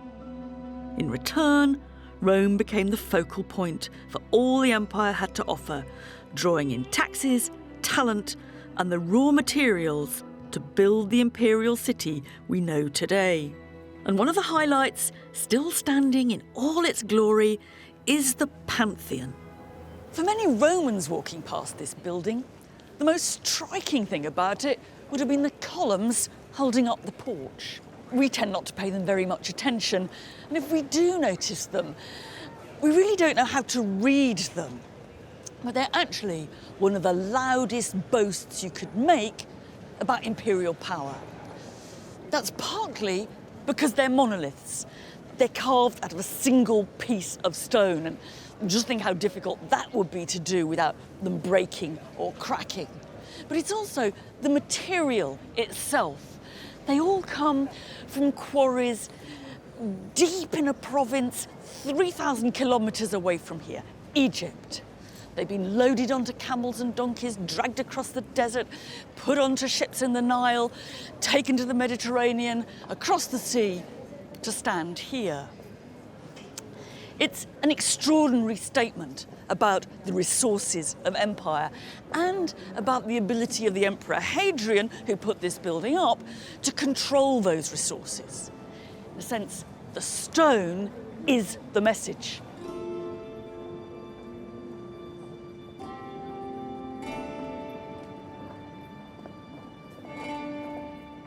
But even emperors couldn't control everything. If you look hard at the building, you'll see some awkward mismatches, some odd misalignments, which make it look as if the architects had been expecting columns a few metres taller and had to make some last-minute adjustments when smaller ones arrived. Maybe the quarry just couldn't supply what was asked for. Or maybe some poor devil got the order wrong. I wouldn't have liked to have been him.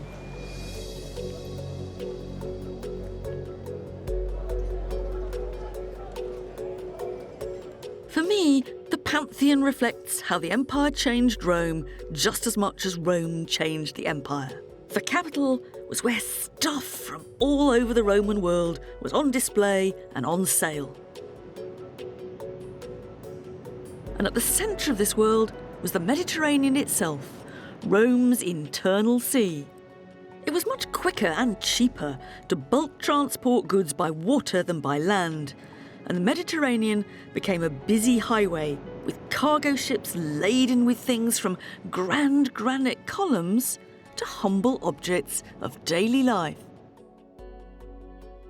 Everywhere you went in the Roman Empire, you'd have found people eating and drinking out of shiny red pots like this. And you still find them stacked on museum shelves everywhere from Hadrian's Wall to North Africa.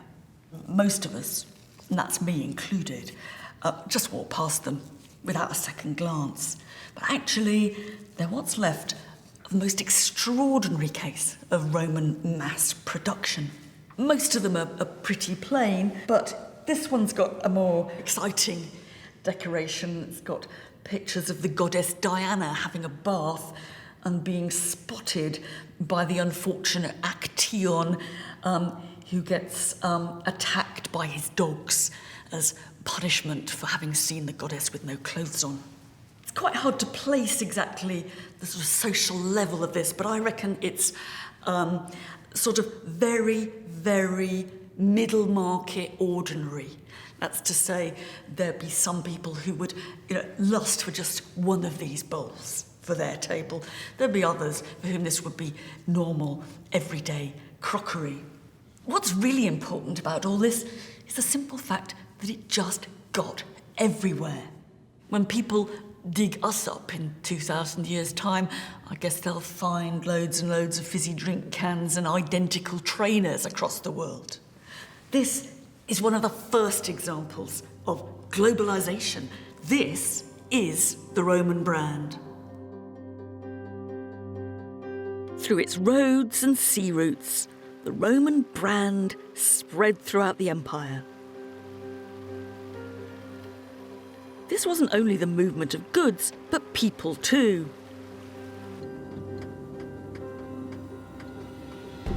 In the remote town of Hierapolis in modern Turkey, we find the remarkable tomb of a man who seems to have made the most out of the opportunities of belonging to the new Roman world. This is a wonderful story of an exciting life on the high seas. It's the tombstone of a man called Flavius Zeuxis, and he says that during his life he has sailed around the promontory of Cape Malia, that's the very southern tip of Greece, between here in Turkey and Italy 72 times. So what's he doing? Well, Hierapolis was the textile capital of this part of Turkey, and he can only have been going from here to Italy to flog all the things they were making. But what's interesting is what he chooses to put on his tombstone to sum up his life are those dangerous 72 journeys.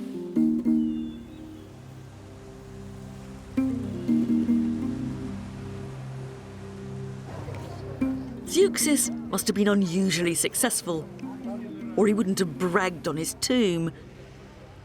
But for someone like him, the Roman Empire made the world simultaneously bigger and smaller. Bigger because of the expanded horizons and the distant markets now open to those who dared. Smaller because of the network of connectivity that enabled people and goods to get around the world more easily than ever before. And a key part of that distribution were the ports, nerve centres of Roman trade and commerce. One of the cities that flourished in the commercial world of the Roman Empire was Ephesus, which became a hub of import and export. It had once been an old, famous Greek town, going back centuries, but but it was transformed by the Romans. Everything we now see here is the result of Roman investment. And the reason it was so important in the Roman world is simple. It's harbour. Imperial trade needs more than ships and merchants. It needs well-functioning harbours.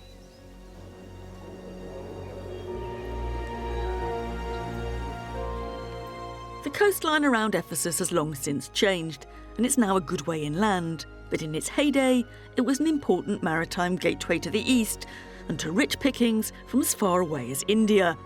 A reminder that the Roman world was much bigger than the Roman Empire. And Ephesus would have felt like the whole cosmos had descended here. People from everywhere speaking as many languages on the streets then as they do now. A city of 250,000. Not just those that lived here, but people coming and going.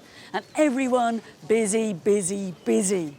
The honest guys doing a hard day's work, the cheats and the chancers, the go-getters and the bureaucrats, and of course, the money makers.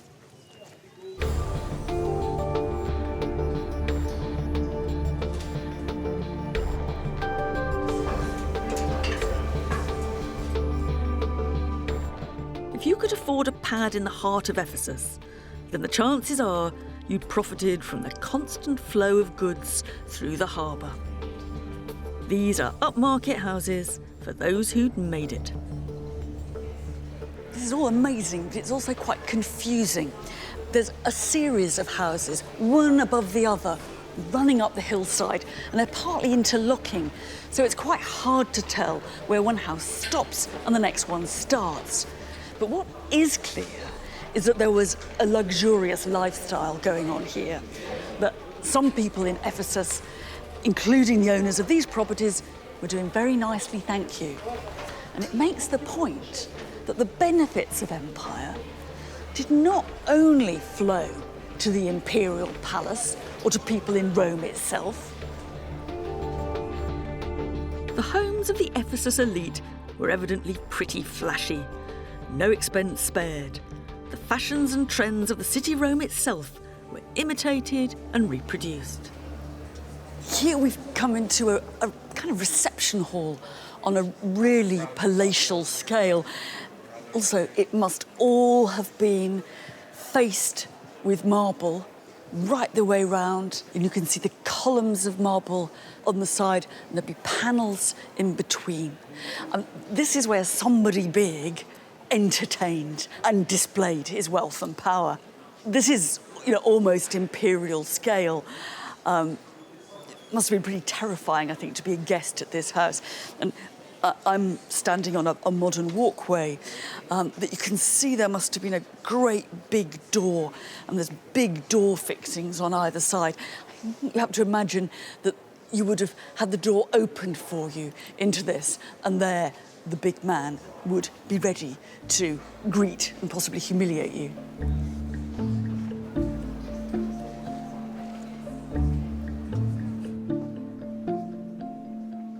The things that came from the temples of Ephesus really live up to that classy Roman style.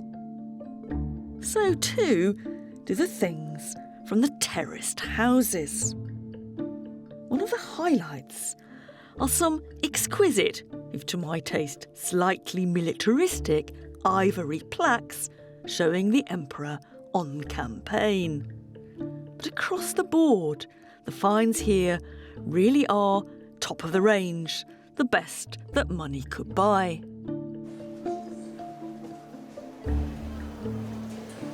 The question is, where did the money come from? Where did these guys who own these houses make their cash?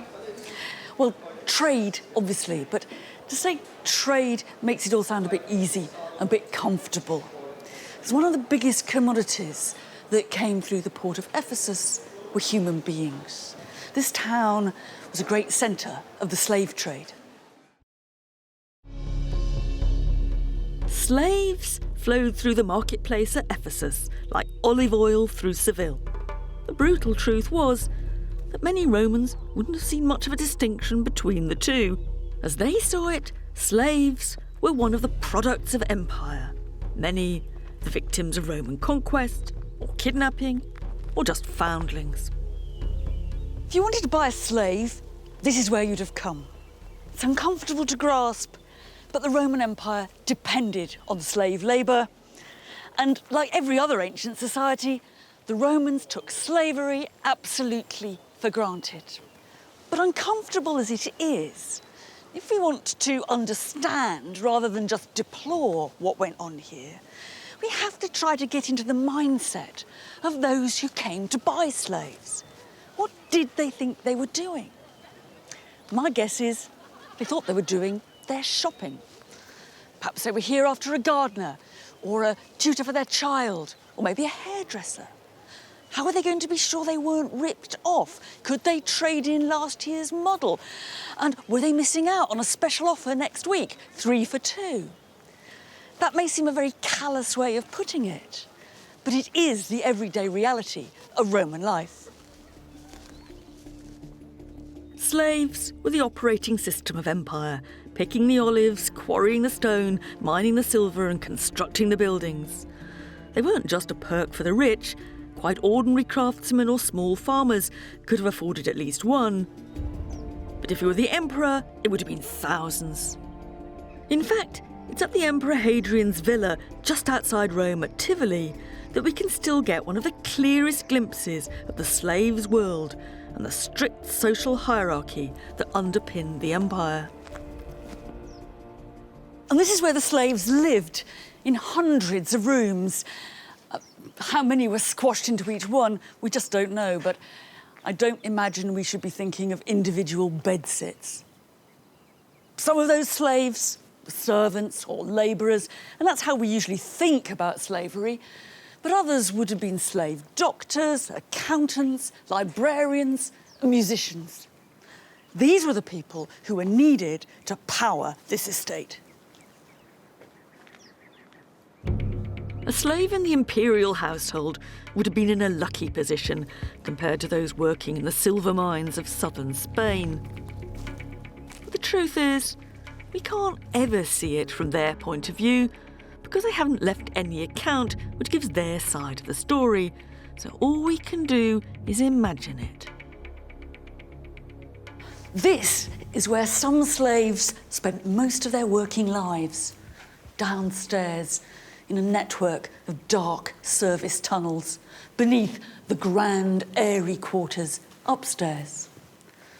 The people scurrying about down here were always meant to be invisible, and they've remained pretty much invisible to us, largely because they've left no trace behind them.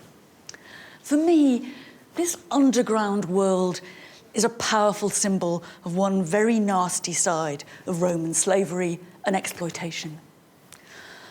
But before we feel too much moral superiority coming on, it might be worth reflecting how many invisible people there are beneath the surface of our world too.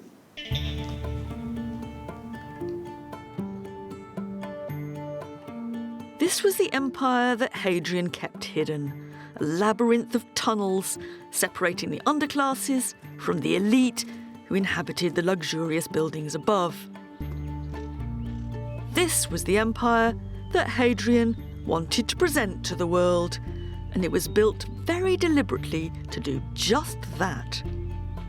Even after almost 2,000 years of plunder and exposure to the elements, it's at Tivoli that we can still see, better than anywhere, Hadrian's own vision of the empire, in the biggest palace the Roman world had ever seen. If you came to visit the Emperor Hadrian in his great villa, this is the approach you'd have taken. And pretty impressive it was too. Big flight of stairs leading up to the monumental gates, and on each side, fountains playing, a niche for statues, and there'd probably been some burly guards. In fact, villa is a dreadful understatement. Even palace doesn't quite get it. This imperial residence, Hadrian's country pad, was the size of a town.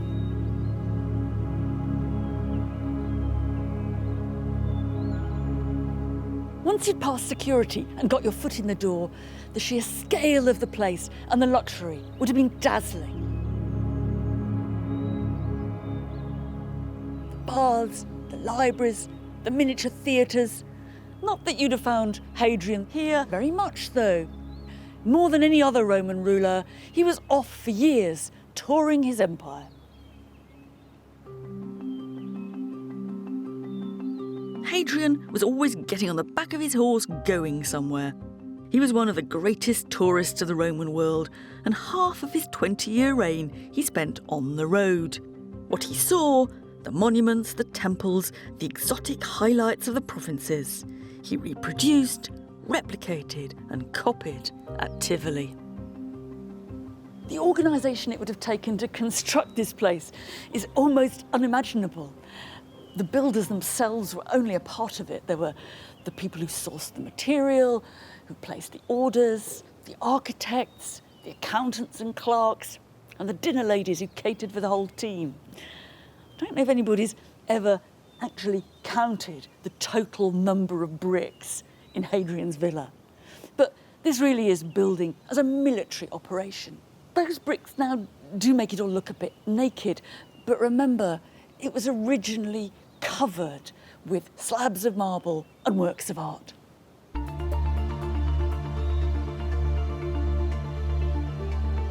It's difficult to visualise it today, but Tivoli's interiors must have been amongst the most lavish in the Roman world. Just a few broken pieces of marble have been unearthed, giving us a snapshot of what it might have looked like. Conservationist Barbara Caponera has the tricky task of trying to put the jigsaw back together. Sometimes you can get to see what covered those bare brick walls. And this is an amazing image of a horse and a charioteer or his rider. There's the horse's tail here and his leg there. It's all made on the kind of same principle as a mosaic, but with larger pieces. So this is marble, and the horseman's belt is made out of blue glass. And it was surrounded by a frame, so it's kind of like a painting on the wall. These marbles have been brought in from all over the empire. The horse's body is a rich yellow marble that we know comes from Tunisia. And one of these other fragments here is a great green marble that was from Greece, actually in the area around Sparta. What else have you got, Barbara? È un listello ed è in porfido, e il porfido viene dall'Egitto. Right, so this is porphyry from Egypt, and it can go next to Tunisia. And this is another very bright red orange marble that comes from Greece, that goes next to Sparta there. It's almost as if we've got a map of the empire in marble on the walls and the floors of the villa. Tivoli echoes Rome's imperial possessions. Here, statues representing Rome with its mythical founders, Romulus and Remus, sit side by side with the god of the river Nile, representing Egypt.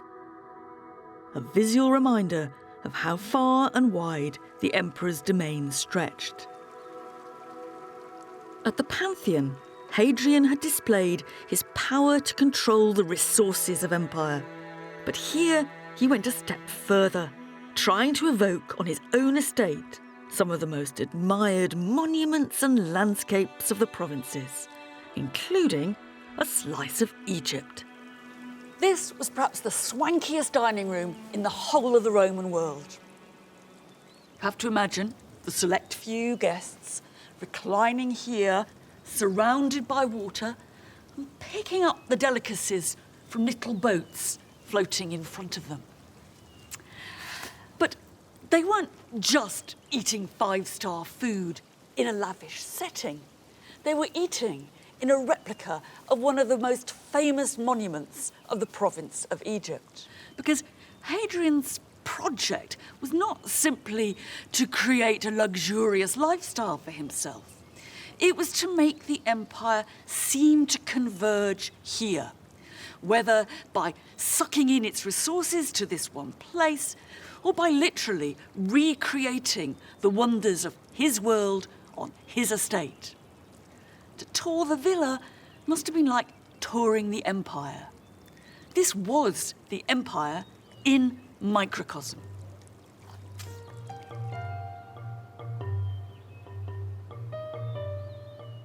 In its ambition, Tivoli captures the essence of an empire that brought together places and people as never before.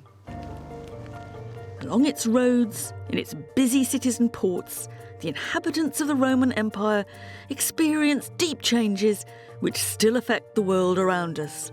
Revolutions in engineering, trade and agriculture. These offered new opportunities and riches for some, and matching inequality for others. It's always easier to find the winners than the losers. The destitute, the exploited, the underdogs have left very little behind them. The profiteers of Ephesus, the oil barons of Spain, and the entrepreneurs of the seas have left the traces of their success stories, whether in the shape of broken bits of pottery or great grand columns. But one thing's for sure, winners and losers lived in a new world. Hadrian's villa at Tivoli offers an idealised and, to be honest, rather sanitised vision of the Roman Empire. An ordered world with established hierarchies and everything in its place. And here, obviously, under the command of one man. The reality, of course, was more fluid, more fractured and messy. But this is the emperor's frozen vision of how the Roman world was and should be.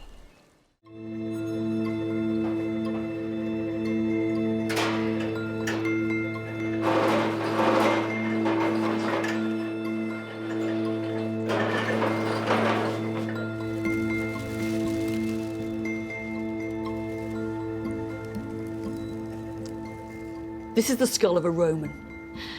When we say Romans, we tend to think of men from Italy, dressed up in togas, orating in the forum, tramping over the fields in armour, building bridges and probably overeating.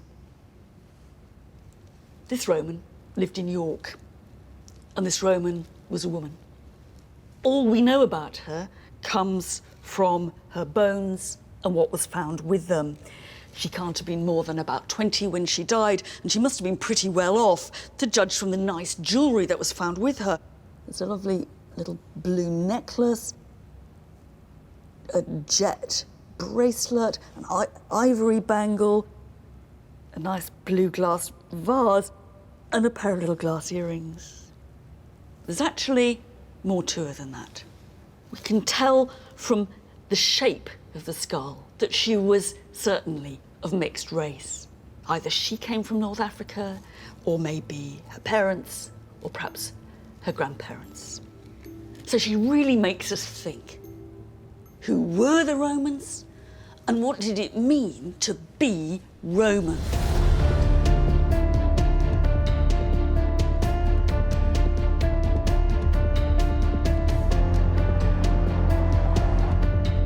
Of all the ingredients that helped the Romans build their empire, none was so successful or surprising as the one you can't see: citizenship, and their ability to turn people not born in Rome into fully fledged Romans. You saw the toga everywhere, frequens, toga. A Roman could be all sorts of different people, rich or poor, black or white, from the fringes of the Sahara to the damp frontier of northern Britain. The Britons were really tough. It was true grit. So what difference did it make to be a Roman? And how did you become one?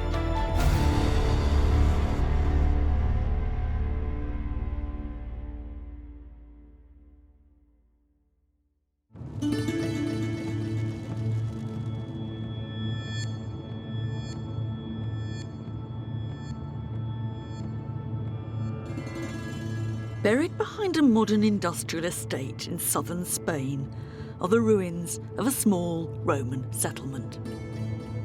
You have to be pretty determined to find this site. I don't think it's on the main tourist beat, really. This is the beginning of the entrance to the site. It's beginning to look a bit more hopefully Roman. Right.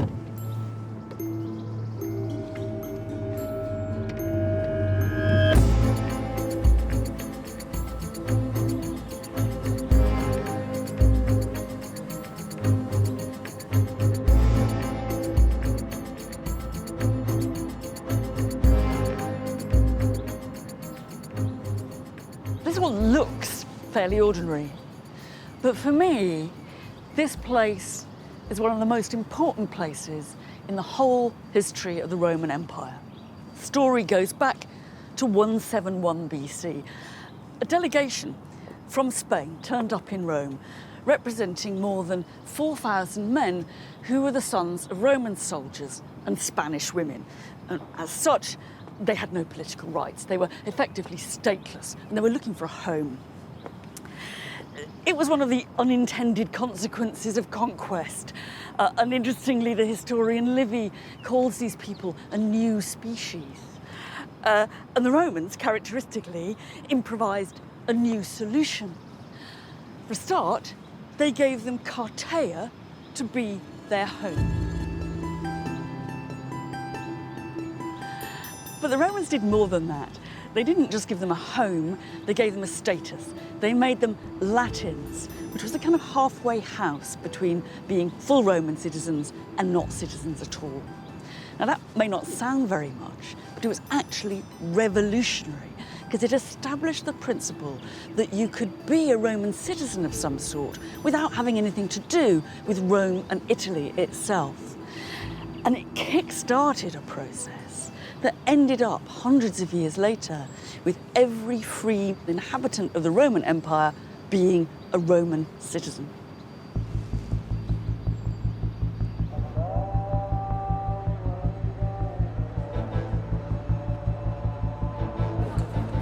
Throughout history, citizenship has come in many forms.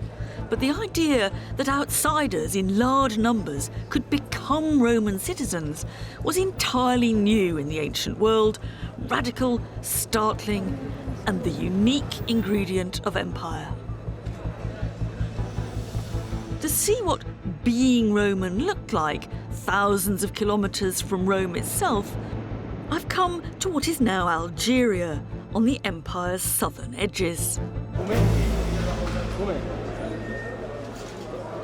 When the Romans conquered a place, they didn't set about imposing their norms. They didn't make people learn Latin. They didn't make people worship Roman gods. They didn't even make people use the Roman calendar. They exercised their power through incorporation. Now, I'm not talking about the poor suffering peasants here, but they managed to get the local elites on side. And one of the main ways they managed that was by extending full Roman citizenship. Salut.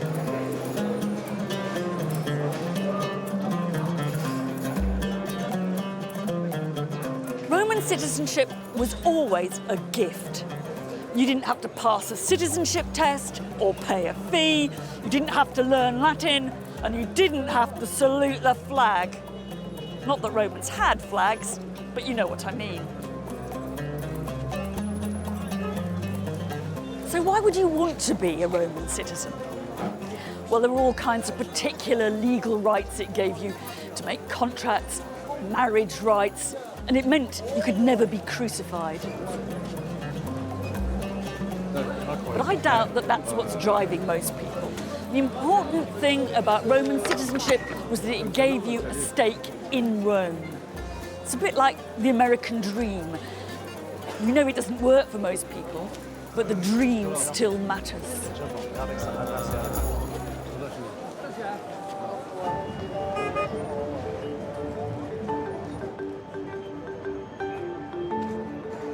We don't know how far the extension of citizenship was a carefully planned strategy or one of history's lucky accidents. But the Roman Empire worked better by bringing people in and not by keeping them down. Now, we shouldn't exaggerate the effect. I bet many locals here wouldn't have been keen on becoming Roman citizens or wouldn't have cared either way. But in any case, imperialism is never cosily consensual. Algeria is no stranger to the conflicts of empire, to put it mildly. From the ancient Phoenicians, through the Arabs and Ottomans, to the French, and that's not to mention the Romans. In fact, it's in Algeria that some of the most impressive Roman remains in the whole world are to be found. And they have really important stories to tell. The story of Roman Algeria began, as most stories of the empire began, with the brutal oppression of the native population. I'm driving through what were once the killing fields of Africa. It's where the Romans fought for decades, and even after the conquest proper, there were thousands of soldiers stationed here, policing and nudging the frontier south. Even in parts of the empire where there had been no towns before, the Romans sponsored, encouraged, and bankrolled the building of cities, Roman style. Timgad was originally built for retired Roman soldiers serving nearby to settle. And it reveals a lot about how Rome put down roots far from Italy and how its identity and culture flourished at the fringes of the empire.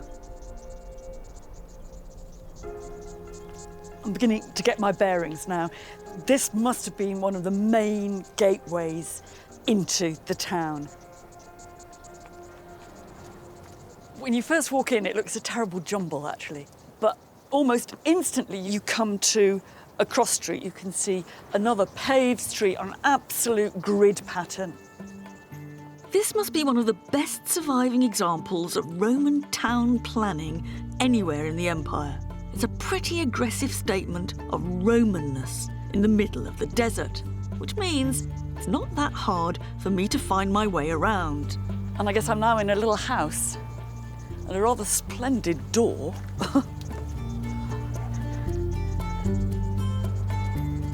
This is a truly regal set of Roman loos. It's on the standard multi-seater pattern. You get a little bit of privacy from these rather natty dolphins here. It's a nice thought, I think, that one of the poshest sets of loos anywhere in the Roman world still to be found in Algeria. Oh. What I've got in my sights now is a rather grand building coming up, the grandest we've seen, really, with a whole load of columns. Which is worth exploring, I think.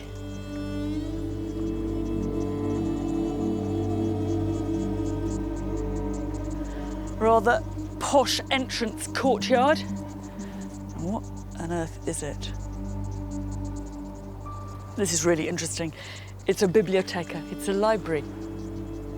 If that's the case, really it must be. This is a very, very rare example of a surviving public, presumably, library from the Roman world. It's very smart. Sort of, it's quite interesting that we've come into this town and the first monument we really met is indeed a monument to culture, the public library. I think if I'd been a citizen of Timgad, this is where I would have spent my time if I'd been allowed. My guess is that this library was a pretty blokish community. It might have started off as a Roman soldier's retirement home, but within just a few generations of its birth, Timgad had expanded well beyond its original foundations, home to over 10,000 reasonably peaceful inhabitants of Roman, African and Berber descent. You might expect to see a very filtered down version of Romanness here, and yet we find quite the opposite. And this is the main square, the Forum, the centre of business life, commerce, law and local government. What's striking is it actually looks so standard. Anyone visiting here from Roman Italy would have instantly recognised this as the Forum. And yet, we're just on the edge of the Sahara. Whoever designed this must have been working from some kind of kit for Roman forums. Or actually, a kit for a whole Roman town. You really do get the feeling that the people of Timgad are investing unusually heavily in high culture and in their Roman identity. All around the Forum, all around town, there are thousands of inscriptions proclaiming the Romanness of the inhabitants. But the man who really caps it all for culture is this man, Vocontius. And it's actually written not in the usual capital letters that you see on inscriptions, but in the lowercase that you get in manuscripts. So it's as if you're reading a book here. Now, instead of the usual CV that you'd expect under his statue, you get an elaborate hymn of praise to Vocontius's culture. The Ordo, the local council, has put this up to him. It's the council of the town that lives next to a spring that brings it water. But Vocontius is a spring, they say, that brings them something more. He's their other source. What he's a source of is not water, it's culture, literature, and eloquence.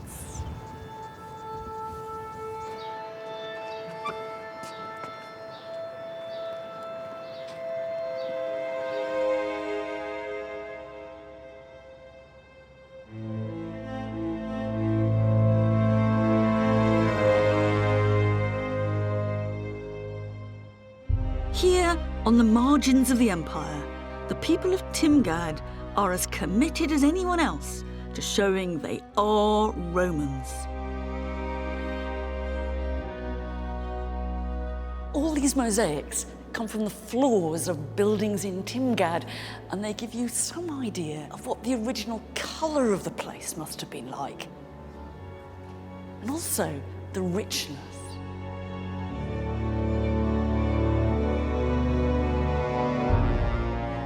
We might call this Roman soft power. Most of the people who lived in Timgad would never actually have seen Rome. But they're using their Romanness as a badge of honour, a way of showing they belong. That must come from a little bath building. Have a good bath, it says. And I suppose it means flip-flops only in here. And here we've got some of the classic scenes of Roman mythology.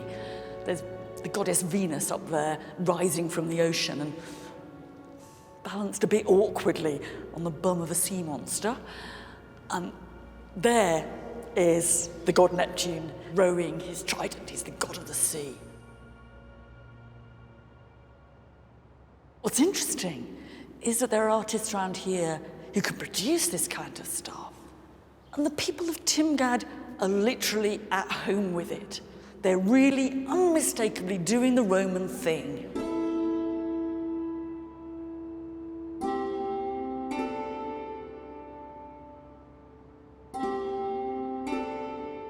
I'm sure there must have been awful quarrels going on here, but on the surface, Timgad looks a pretty happy little place, and that's summed up by this bit of pavement art.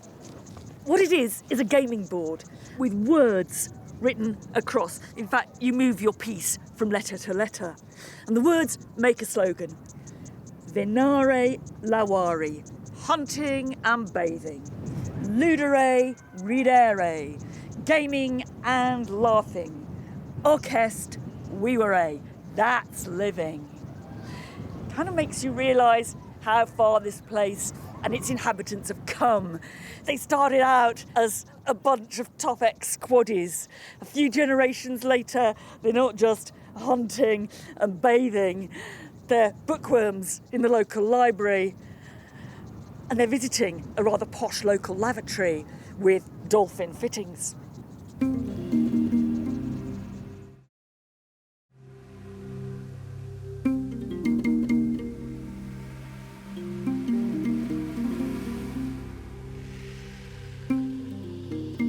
In some ways, it didn't matter how far from the centre of the empire you were. Being Roman meant belonging, if you had lots of money. By allowing the local elite into the club, Rome secured their support. In return, the local rich felt part of a bigger world. And it's here in Algeria that we have one of the most extraordinary cases of how one could climb the greasy pole of Roman political power. This is a really proud boast of success. It's a standout memorial designed to show just how far you could go, even if you were brought up on the margins of the empire, in what's now rural Algeria. It's put up by a man called Quintus Lollius Urbicus, to his dad, to his mum, his brothers, and his uncle. But most of all, it's put up to himself. We know precious little about Urbicus's roots, whether he was of Roman or Berber descent, or perhaps both. But what we do know is that he grew up just a few kilometres away from the family mausoleum in the small, remote Roman town of Tidis, and his family were Roman citizens.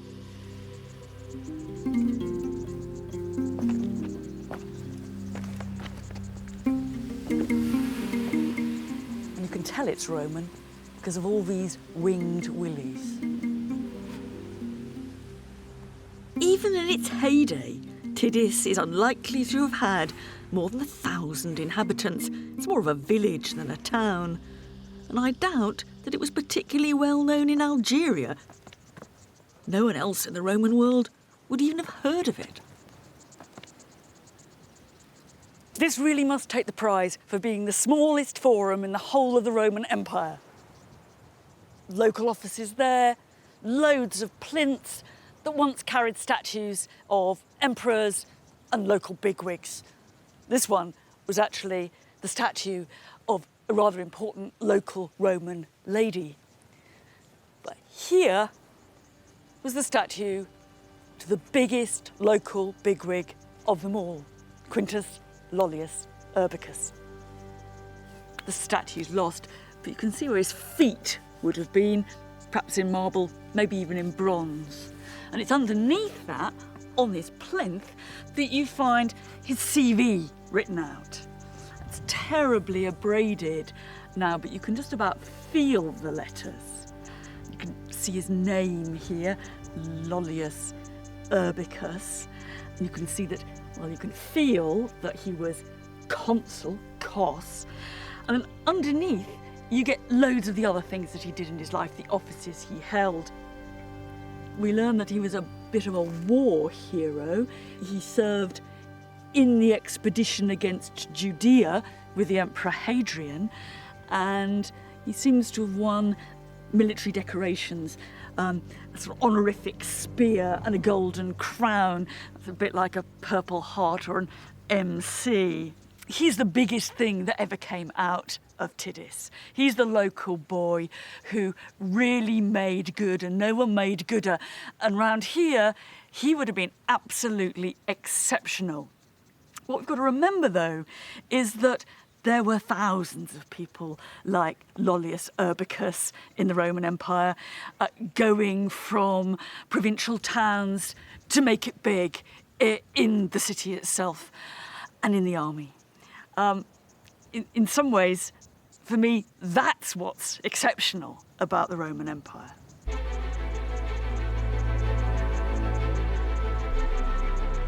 The story of Urbicus doesn't end here.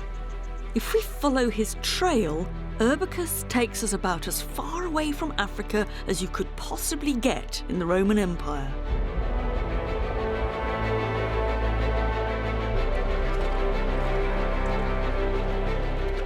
To the empire's northern frontier.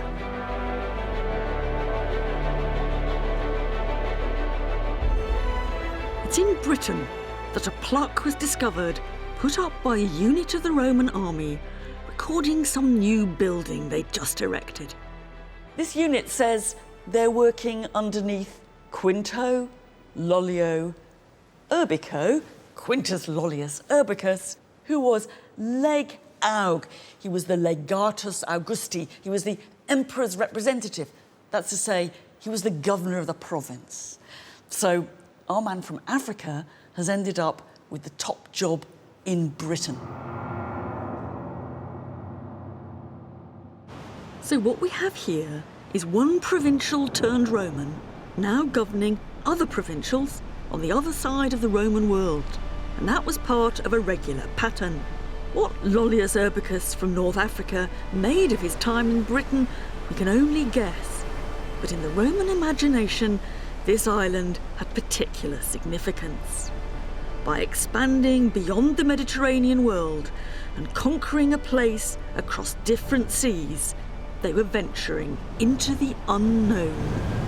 For the Romans, this wasn't just the sea, it was the ocean. It was part of that vast waterway that went round the inhabited world. It meant really that Britain was in another world. That made it hugely attractive to conquer and explore, but it was almost as if they were going into space in our terms. And of course, they told loads of tall and not so tall stories about what you might find in Britain when you got here. It was cold, it was wet, it was foggy, and the sun didn't shine very much. But the natives had weird habits. They grew very tall because it was so cold, and they lived to a vast age, 120 years old, you find people here. Some people even said it didn't exist. But there were others who thought that actually Britain was where you found real virtue. The Romans have become corrupted by decadence and luxury. The Britons, however, were really tough. It was true grit. Britain was certainly the perfect target for the doddery Emperor Claudius, who needed a decisive military conquest to bolster his unmilitary reputation. Yet like anywhere, even here, where the cultural gap was perhaps at its widest, an outsider could become Roman if he served for 20-odd years in the Roman army. A clever mechanism that turned the conquered into the conquerors. These pieces of bronze must once have been someone's most precious possession. They belong to a man called Reburrus. And what they do is they document the fact that when he'd completed his years of army service, the emperor had then given him Roman citizenship. I think what we have to imagine is that there would be some very big document on public display in Rome naming a load of people who were given citizenship.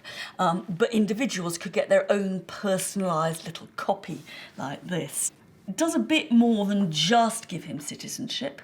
It's very clear about that. Civitatem. It also gives citizenship to his children, to his descendants, and if he's living with someone as man and wife, the wife gets citizenship too. But if he's a bachelor, then anybody he subsequently marries will get those same rights. Provided, it says, there's no polygamy going on. Dum taxat singuli singulas, as long as it's kind of one each, which I think is probably an attempt to stop any sham marriages for immigration purposes.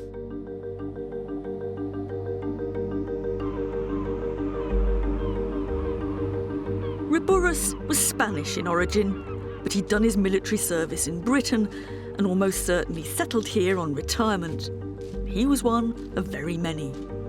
Because long after the Emperor Claudius had celebrated his British conquest, guerrilla warfare raged on, and there were thousands of Roman soldiers based in barracks across the country, like this one, tucked away amongst modern terraced houses in South Shields. This all looks very Roman and very military. But we shouldn't imagine that this was a world in which Roman soldiers were cooped up in their barracks and the native British were somewhere outside. There were all kinds of things going on here and all sorts of people, as traders and money makers, slaves and women and children. It was a small community, but a very mixed one. And we certainly shouldn't imagine that all the Roman soldiers came from sunny Italy, just itching to get back home to better weather and better food. Most of the men actually came from places much like this in other parts of the empire, from Belgium, Germany, or northern France. And for a real glimpse into the cultural complexity that you find on the northern frontier, I think this tombstone is absolutely extraordinary. It's the tombstone to a woman called Regina, and she is an ex-slave, a liberta, and she's the wife, conjugue, of a man called Barates. And Barates wants us to know that he is from a long way away. He's Palmyrinus, he says very proudly across the middle. He is a man of Palmyra, that's in Syria. She came from down south. She's Natione Catwalona. She's a member originally of the Catvaloni tribe, somewhere around St Albans now. Interestingly, underneath, we've got another text written this time in Palmyrene. Now, my Palmyrene's a bit rusty, but I'm assured it says, Regina, the ex-slave of Barates. Alas, how much I miss her. But that's not all there is to it. The image, too, has that kind of cultural mishmash to it. I mean, partly, she looks here like many Roman women are represented in death. They're obedient, they're doing their spinning. You've got her wool down here, got a little treasure chest here. But it's not quite as simple as it seems, because various bits of the image seem to be drawn almost directly from Palmyrene or Syrian examples. Sadly, someone's bashed off her face, but what you can still see of her hairstyle is a kind of hairstyle that you find in tombs in Syria. And this little idea of having the spindle held in her hand and put across her lap, that's also found very often in Palmyra. So you've got Palmyrene, Roman, British identity being paraded both by the writing and by the image. Now, for me, this raises any number of questions. I mean, I wonder, for example, how a poor girl from the Catvaloni tribe ended up being the slave of a Palmyrene and eventually marrying him and ending up here on Hadrian's wall. But I wonder even more, really. I mean, did this couple stick out in 2nd century AD South Shields? Did people sort of think that their relationship was noticeable, or did they just blend in with a lot of other people who were enjoying very kind of mixed relationships? And what language do we think they spoke at home? And I guess overall, this looks to me as if it's an absolutely perfect example of the kind of clashes of cultural identity, the merging of cultures, if you like, the sort of cultural mess that you find when you look carefully at the kind of communities you have here.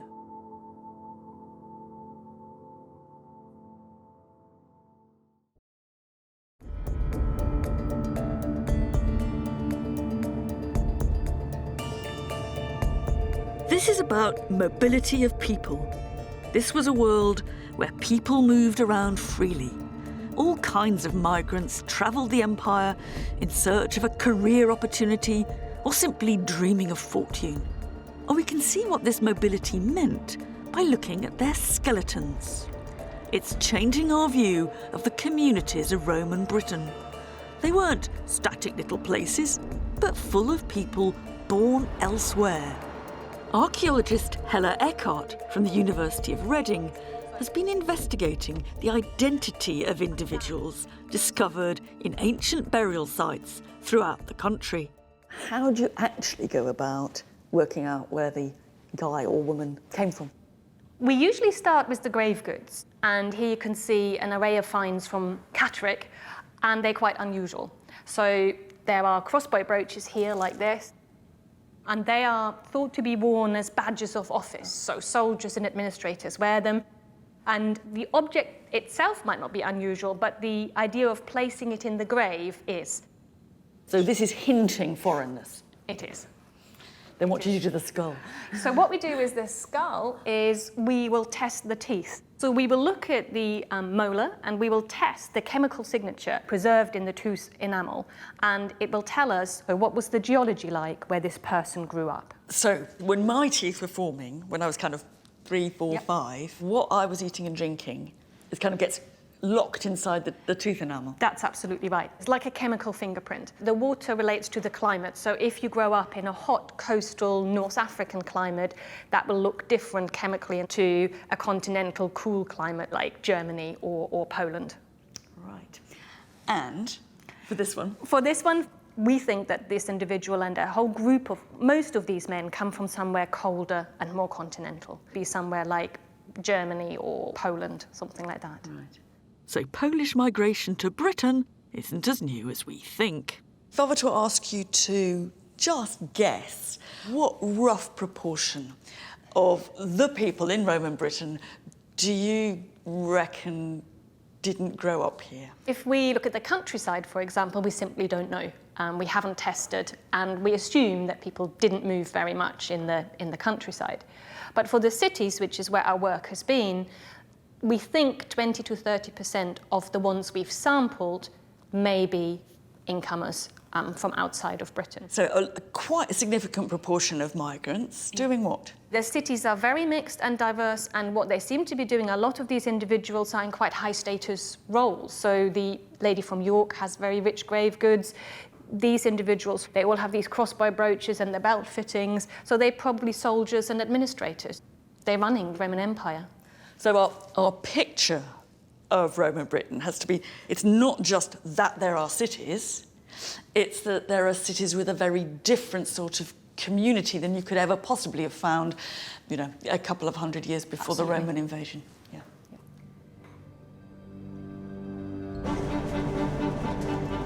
These migrants, Poles and Germans, people like the Yorkshire lady with roots in North Africa, or Baratis from Syria, made the Roman Empire just as much as the emperors and the politicians did. And it isn't just a question of moving around the empire. It's also people from the provinces making it to Rome and getting to hold the highest positions of power in the capital itself. In our terms, the Roman ruling class was strikingly ethnically diverse. But we shouldn't conclude from that the Romans were all sugar-coated liberals. When they felt like it, they could be just as xenophobic as anyone. And we can see that from an extraordinary survival in the French city of Lyon, that's to say, in Gaul. It's all related to a proposal of the Emperor Claudius, the same man who took Britain as his trophy. He stirred up a real hornet's nest in Rome when he suggested that Gauls should be allowed into the heart of Roman government. Claudius ran into all kinds of objections. Some people complained that the Gauls had only recently been vicious enemies of Rome, and others said they didn't much fancy kowtowing to a load of nouveau riche men from the backwoods.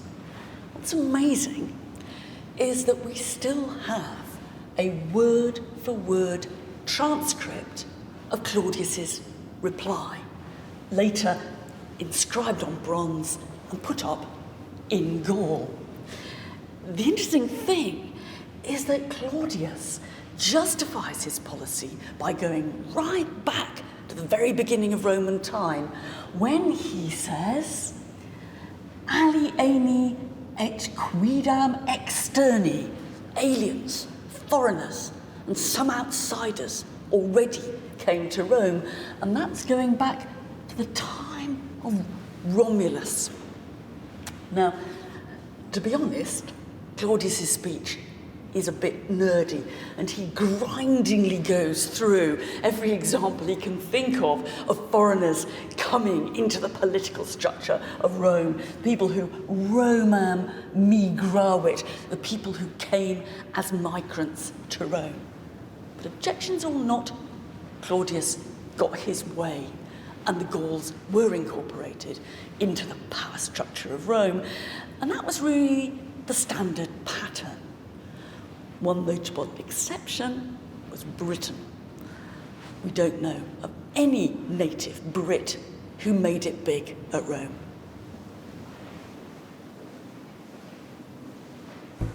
If the Brits never dominated Rome, the Roman way dominated Britain. Whether that was spending their afternoons, like we imagine every Roman did, going to the baths, or whatever the weather, dressing up in a sheet.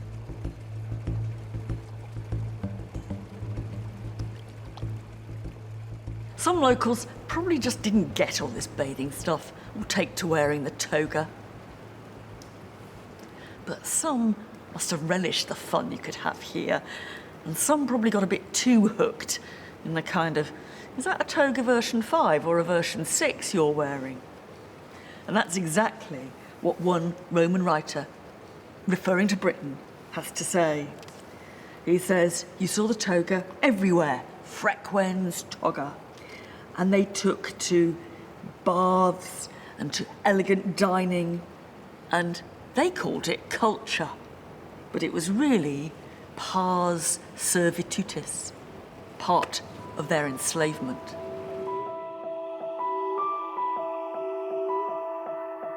This was partly mocking the people for their Roman pretensions, and at the same time acknowledging that it played into the hands of Rome. But the cultural interactions are more complicated than that. Here in Roman Bath, long before the Roman invasion, the local population had worshipped the goddess Sulis at these hot springs. After the conquest, the Romans saw her as the equivalent of their own goddess Minerva and addressed her by that name. She began to be called Sulis Minerva, a hybrid god, combining both identities. But was she really native, or was she Roman? What's left of the facade of the temple tells us a lot about the world of Roman Bath. Some of it is really very, very Roman, but not all. It looks as if in the middle of the gable, the sculptor has been asked to do an image of the shield of the goddess Minerva, which in Roman mythology had at its middle a sneaky-headed female figure, the Gorgon, looking out. That's fine, except what we've got here is a bloke with a moustache. Now, so the question is, has the sculptor just got it wrong? You know, has he failed to be properly Roman? Or has he perhaps refused to be entirely Roman? And is this Sulis, creeping in? Or is it actually something a bit more interesting than that? Is this really a new hybrid culture for a new Britain? In the merging of Roman and pre-Roman images in art, in the worship of dual gods, and in the cultural mix of its towns and cities, what we're beginning to see is the emergence of a new identity in Britain. Perhaps we shouldn't think of these people as being either native or Roman. Perhaps being Roman here meant something new altogether, that is, British. When the Romans invaded this island, it was home to thousands and thousands of people. Lots of different groups, each one thinking a little bit of it was their own. It wasn't a political unity in any sense. That's what the Romans tried to make it. And in that sense, they didn't just find Britain, they didn't just conquer it, they created it.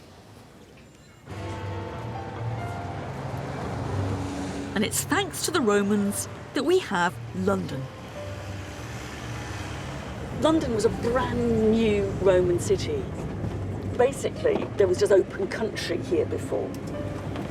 And it's actually thanks to the Romans that London became the capital city, stuck down here in the southeast, with all the disadvantages and advantages that brings.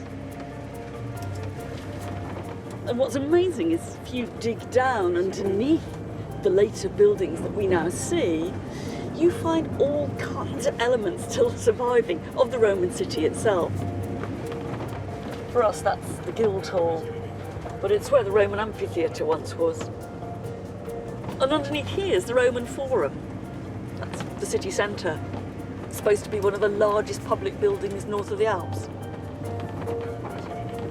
Most people here are looking at the Tower of London. Behind them, they'd see part of the Roman wall, 1,000 years older.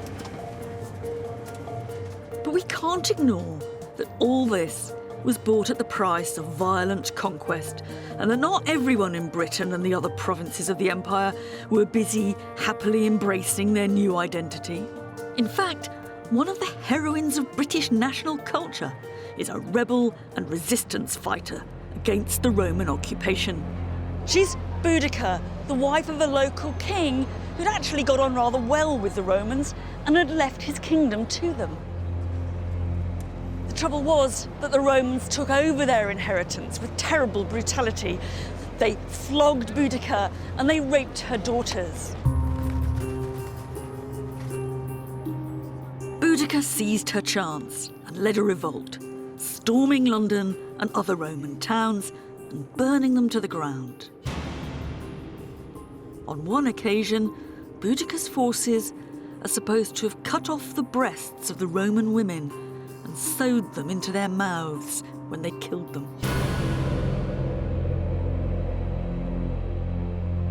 In the end, however, Roman firepower won out, as it always did, and Boudica killed herself. The strange thing is, a couple of hundred years ago, Boudica, that virulent opponent of the Roman Empire, was reinvented as an ancestor of the British Empire. The words on the base of her statue say it all.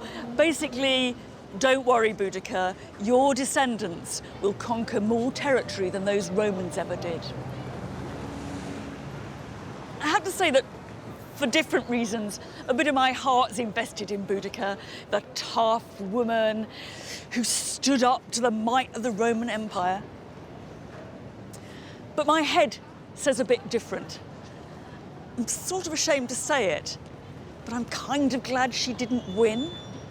Even if the Romans were exaggerating about her crimes, she was a brutal terrorist. And what sort of place would this have been if she'd got her way? I often find it hard to decide which side I'm on, Romans or rebels. But one thing's for sure, Romans had to fight to maintain a hold over Britain, and the island was always something of an awkward and exotic possession.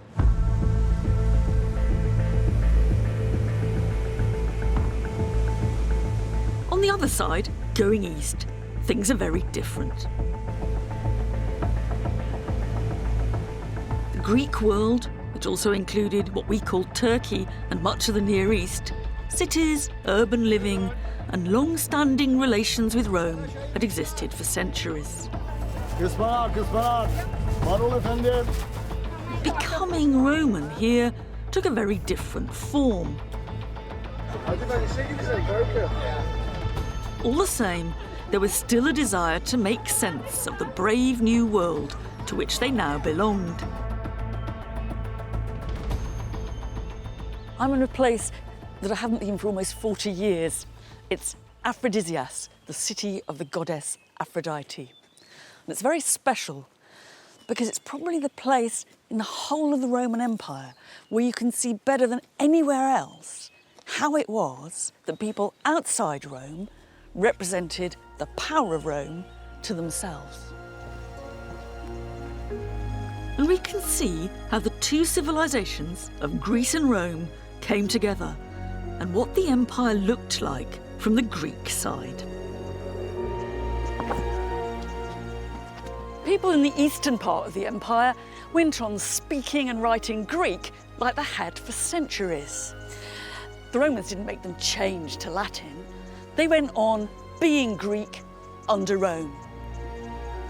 They went to Greek plays, they read Greek books, they worshipped Greek gods in Greek temples, and they did something the Romans rather disapproved of: naked athletics in stadia like this one. This is the 30,000-seater stadium of Aphrodisias. In contrast to the new towns and cities that sprung up in Britain and Algeria, here there are at first sight few clear signs of specifically Roman culture.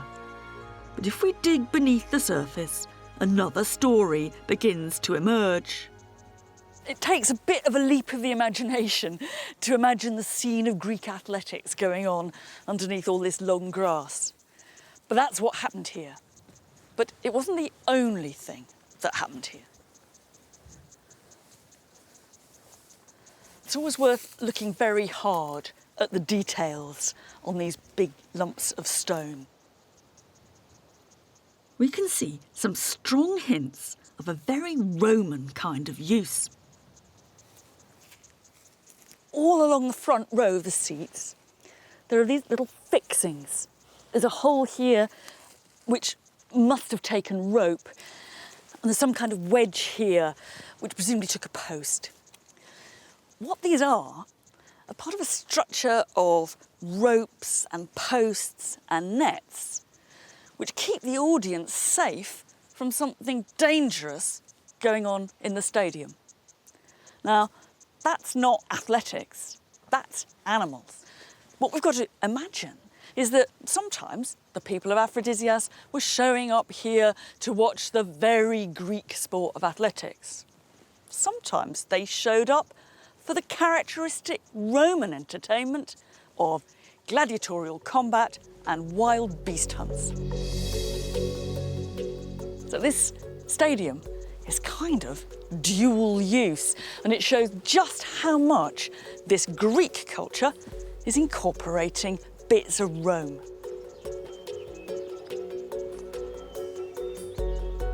And there's another, even more obvious way that the people of Aphrodisias incorporated Rome into their own cultural world. That is, in the worship of the Roman emperors, and in a brand new sanctuary sponsored by some local grandees for exactly that purpose. This is one of the most important archaeological discoveries of the last 50, even 100 years. It's a temple complex dedicated to the honour and worship of the Roman emperor. And I'm sitting on the temple steps. We have to be a bit careful about what we mean by worship. I think there's no chance that the people of Aphrodisias thought the Roman emperor was just the same as Zeus or Aphrodite or any of those traditional gods. What they did think is that the power of the Roman emperor was very like the power of a god, and they worshipped him in those terms. Temples dedicated to the Roman emperors have been found all over the empire. But what made this discovery so special was that it was loaded with sculptures. Represented are the emperors, their families, images of the traditional gods and myths, and the conquered provinces imagined in human form. This wasn't simple flattery of the central power, though there was no doubt a bit of that. This was a local initiative designed for a local audience, setting in stone their own interpretation of the Roman world and their place in it.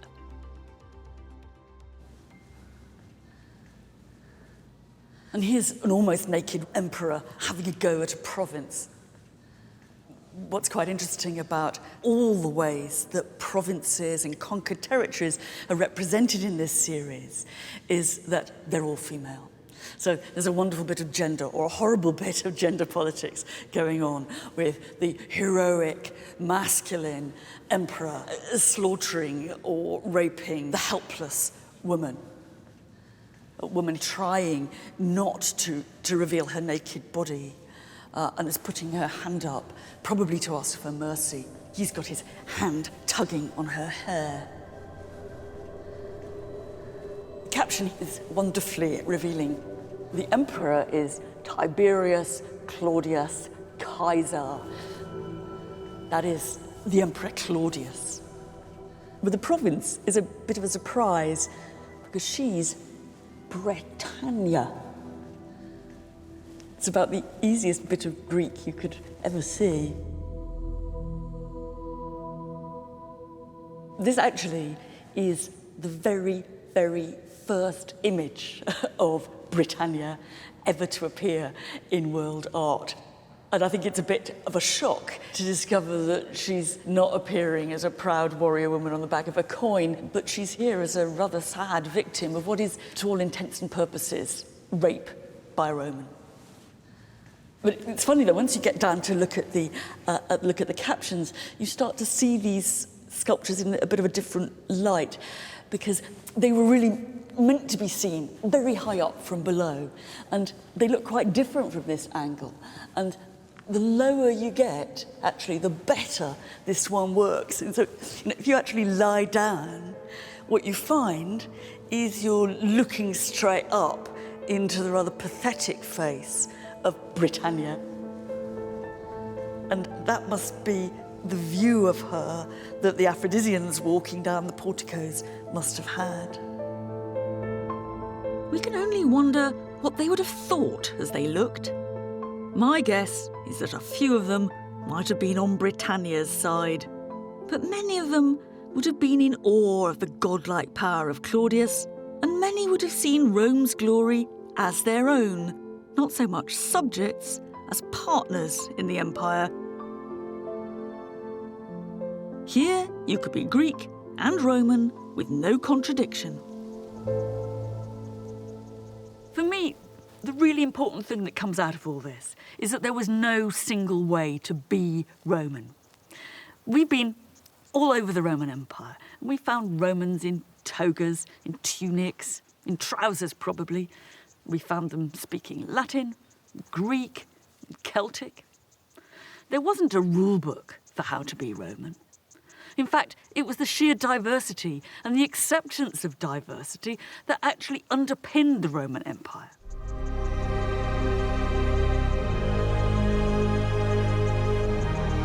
Whether you came from the margins of the empire in the east, its northern frontiers, or the fringes of the Sahara in the south, if you were a Roman citizen, you had the same rights and privileges as a citizen in Rome.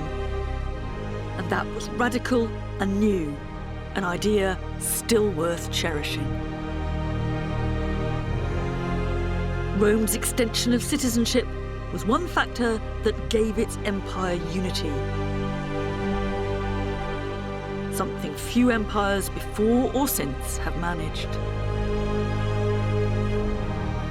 But one man would put that unity on an entirely new footing. The Emperor Caracalla was born here, in Lille. And he's gone down in history as an awful brute. He started his reign by murdering his brother, a bit like Romulus. But in this case, the poor lad was sheltering on his mother's lap. And things went on from there. But in 212, he changed the world. He gave full Roman citizenship to every free inhabitant of the Roman Empire. About 30 million people became Roman citizens at a stroke. Why he did it, we haven't a clue. By the look of him, I don't imagine it was simple generosity. All the same, it was the culmination of the Roman project of incorporating outsiders, extending citizenship, and making the Roman way of doing things seem universal even natural. After 1,000 years, in a way, this was the triumphant finale of that project. But the truth is that when they became all the same, the Romans soon found new ways to divide and exclude.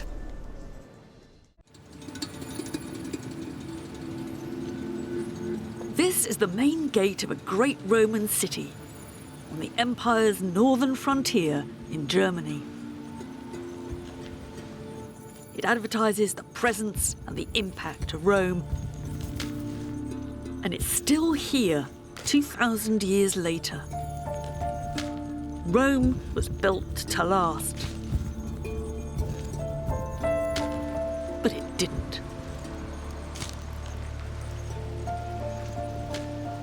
One of the biggest puzzles about the Roman Empire has always been what caused its decline and fall. Historians have been debating that one since the 5th century AD, and we still haven't agreed an answer. There are all kinds of theories, from the sensible to the silly. Was it the invasion of barbarian hordes? Or was it galloping inflation? Was it corruption, public and private, too much sex? Or maybe too little sex? Or was it the lead in the water pipes, gradually sending them all mad? Happily, this isn't a multiple choice test. And one thing's for sure, it's all intriguingly complicated. So bear with me.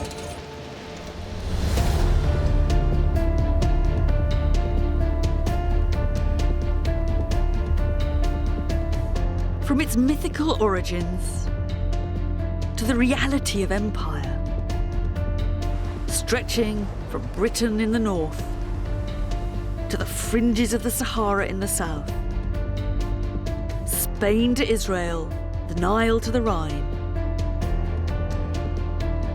The Roman world was more culturally diverse, productive and connected than anything that had gone before. We tend to joke when we say all roads lead to Rome, but actually they did. It seemed like Rome had discovered the art of imperial longevity, thriving not only by exploitation, but by creating citizens. And at the very top of the pile was the emperor. We'd probably have to kiss his feet. But the Roman Empire was more vulnerable than it looked. There was conflict and there was resistance, both from the outside and within. This was Romans attacking Romans. So why did the Roman Empire come to an end? Or did it?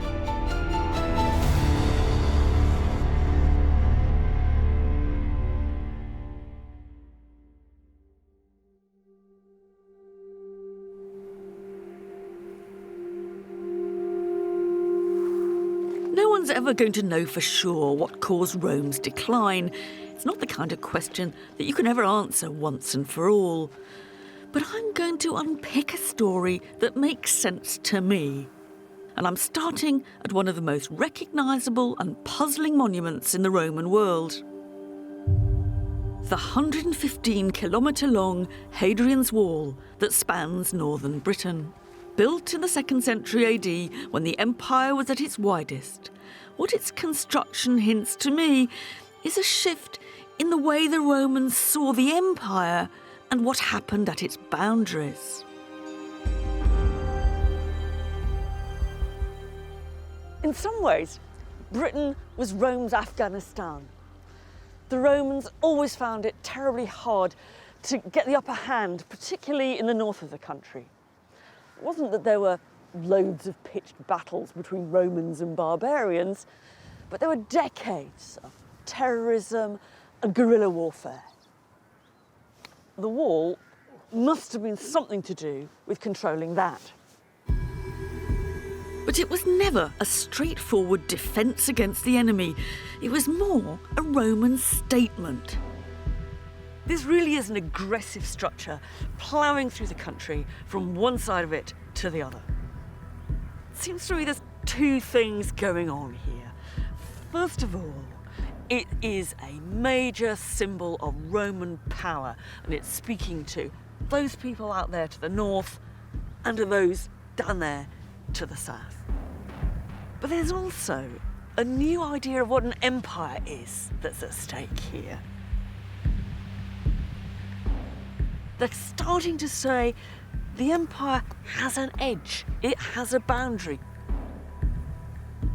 And they're doing that here and in other places in the empire.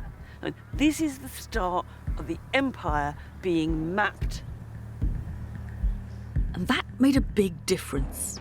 As we know now, the moment there's a physical barrier, whether it's a wall, a fence or a river, it doesn't just keep people out, it also entices them in.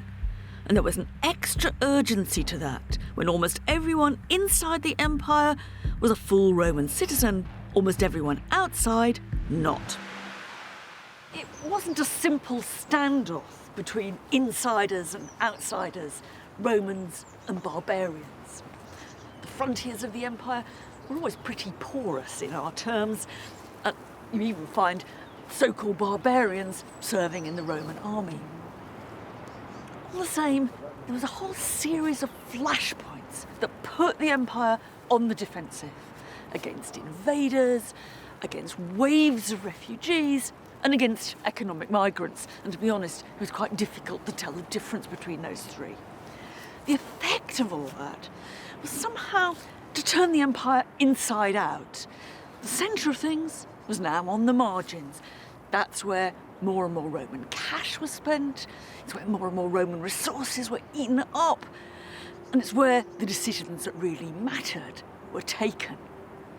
In a way, the Romans on the frontiers, the soldiers and the generals became the key power brokers. The change was dramatic. In the 3rd century AD, emperors were usually raised to power by the legions, with little or no reference to the authorities in Rome itself, and they didn't last long either. Most of them barely had time to issue some coins and put up some statues before they were gone, often assassinated by the supporters of the next guy on the throne. One of this lot was Elagabalus, parachuted onto the throne by his granny and an army legion. If you believe the stories, he was a nasty piece of work, making Nero or Caligula look like pussycats. Bellissima. He was particularly well known for his flamboyant banquets. A meal with him was an experience to die for, and sometimes literally. The food was about as far out as you could get. Nightingales' tongues and ostrich brains were particular favourites. But he was artful too. He was particularly keen on colour-coded banquets. All the food in blue or in green. But there were risks. If you were at the bottom of the pecking order, you didn't get real food at all. You just got model food in wood or plaster. And all you could do was look at it. And on one occasion, he showered so many rose petals on his lucky guests that they smothered and didn't get out alive.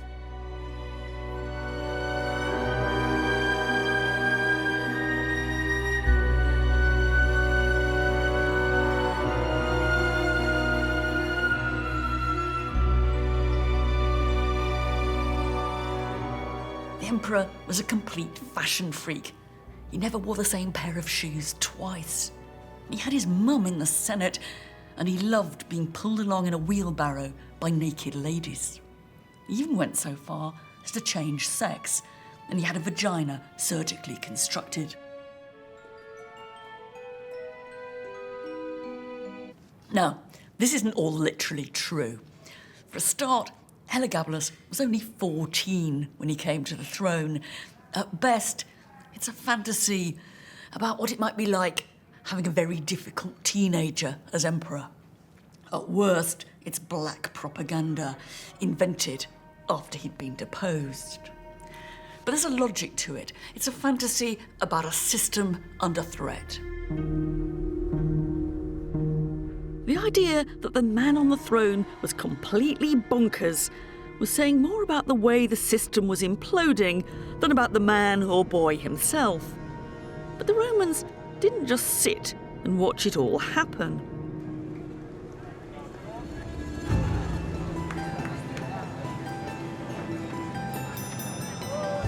And the best way to explain how they tried to restore order, Prego, signora. grazie mille, Buon appetito. is with another meal. This is called a pizza romana. And one thing's for sure, no Roman ever ate it, because for a start, they didn't have tomatoes. But if you suspend disbelief for a bit, it's quite a good way of visualising the problems the Roman Empire's facing. The pizza is the empire. Rome is a tomato in the middle. Problem number one, the empire's very big. Communications across it, very slow. But Rome's here. It's really weeks away from getting its commands out to the frontiers. So what do they do about it? Well, as usual, the Romans improvised. They decided to cut the empire in two. It's quite difficult cutting an empire in two. And you can even go further.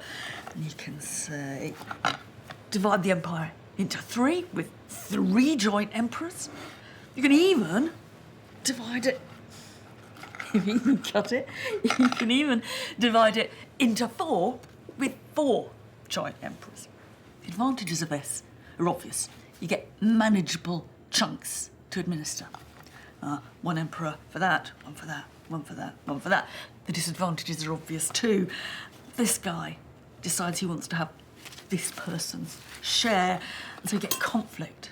And what looked as if it was kind of devolution turns out to be disintegration. The other problem they deal with is what to do about Rome. And here we get another kind of devolution. We get a series of mini capitals, and these are the olives, for different parts of the empire. That one, let's say, is in the east, that's Nicaea. This is Trier in Germany, or Ravenna or Milan in Italy.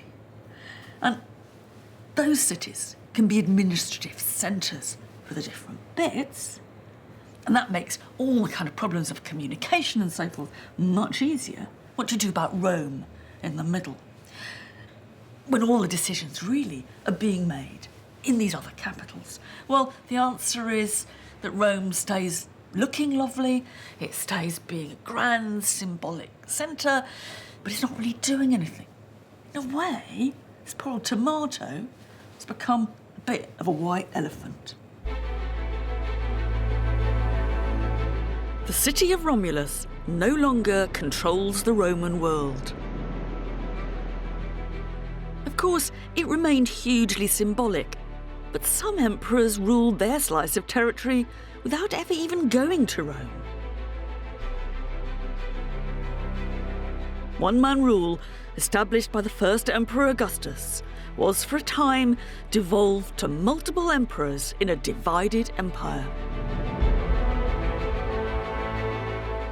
And this is the grand imperial throne room of the mini-capital at Trier in Germany. It's a building with some powerful messages. It's telling us, for one thing, that Rome was no longer the centre of Roman power. But in its modern reincarnation, there's a clue to an even bigger revolution that was taking place within the empire. It was later converted into a church, and as we'll see, that was no accident.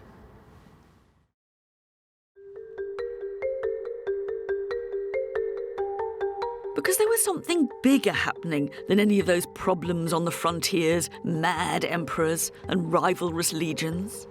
The entire Roman belief system was being challenged. And to understand that, we have to go further back into Roman history to see how the relationship between the gods and the Roman state had traditionally worked.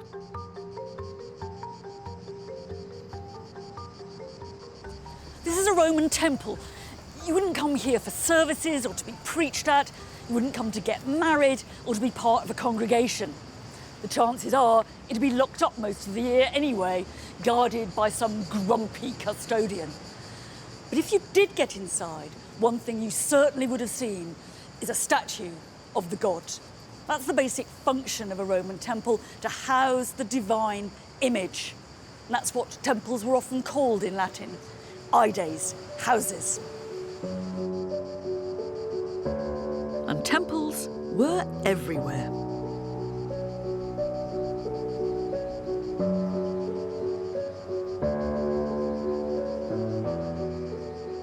So why did they need so many? Well, this one was put up to the god Hercules in the middle of the 2nd century BC, almost certainly with the profits of Roman conquest in the east. And that was a common pattern. A general in the middle of battle would vow a temple to the god if that god would grant him victory. And when the general returns to Rome successful, he uses part of the spoils to finance the building. In a way, temples are public reminders of the god's support for the Roman state, and they underline the axiom that Rome can only be successful if it keeps the gods on its side. And gods is, of course, plural. It might seem obvious, but there were loads of them. And to us, the interaction between them and the Romans can look a bit contractual, even mechanistic. The Romans didn't believe in their gods. They didn't have internal faith in our sense. They simply took it for granted that the gods existed and would help them out so long as they fulfilled their side of the bargain by erecting temples, or above all, by sacrificing to them, usually animals, whether bulls, pigs or sheep.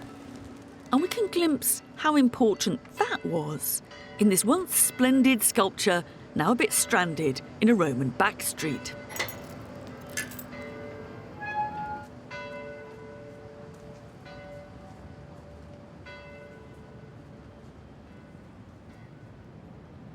Here we've got a scene of sacrifice to the gods. On the lower panel, there's a bull actually being slaughtered. And above, the emperor is pouring some kind of libation onto an altar. You can find hundreds of scenes like this across the Roman Empire. And the point they're making is that one of the functions of the emperor was to manage the relationship between humans and the gods. Religion and politics were bound up together.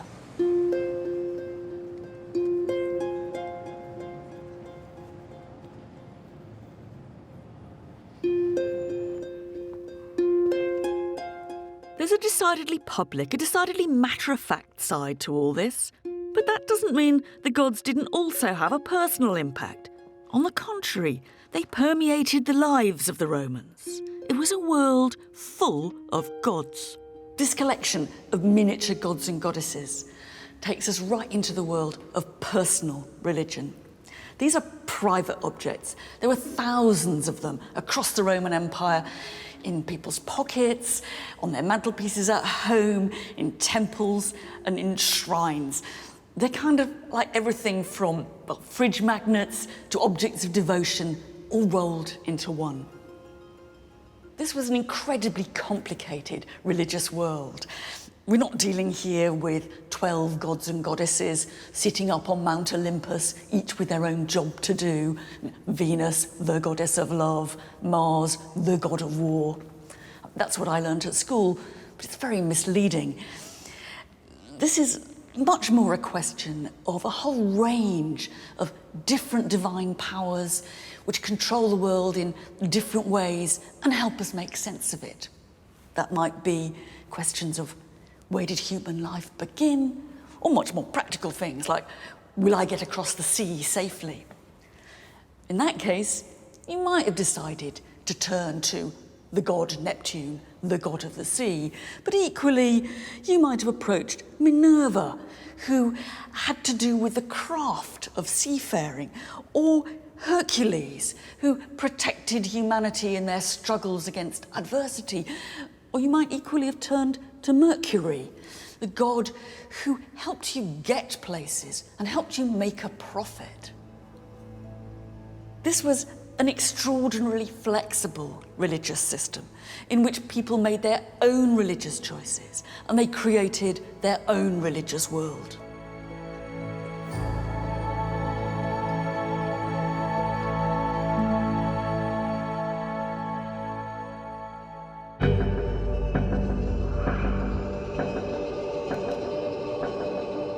Religion was fundamental for the success of the empire, and the Romans made sure their gratitude was on full display.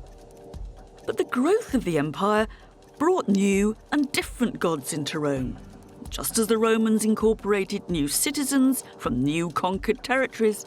They incorporated divine citizens too. One of these new religions, thought to originate in what is now Iran, didn't have grand temples, at least not above ground.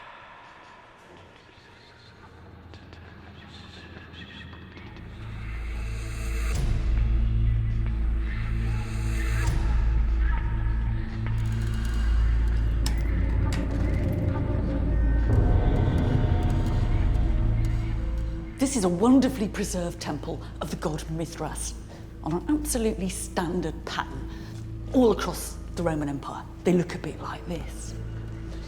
It's dark, enclosed, and it was almost as hidden away then as it is now. It's actually all been done a bit on the cheap. This marble floor looks impressive enough, but it's obviously come off a Roman skip. And up here, they've even made their little steps by cannibalising some old inscription. Using whatever they could lay their hands on, they created an underground religious world, a cave, which was thought to be an image for the cosmos itself. This was a place where people came together to worship. The worshippers would have reclined here just as if they were dining, and presumably whatever ritual went on in the middle. To judge from the image of Mithras himself, usually shown killing a bull, animal sacrifice was central, even if other details are pretty mysterious. What we do know is that it was entirely men. This was about the most blokish religion in the Roman Empire, which is saying something. It was also a religion of initiation. You went through a series of stages or grades of initiation and getting closer all the time to a vision of the divine truth. The best clues to the strange world of Mithras comes from the imagery salvaged from several of his temples. You've got Mithras himself plunging his dagger into the side of the sacrificial bull, and he's wearing a very distinctively shaped Persian hat, signalling that he comes from the margins or outside of the Roman world. And there's something, I think, about the exoticism of all this, which must have been part of its attraction. But exotic or not, it still fitted comfortably enough in the Roman world of polytheism.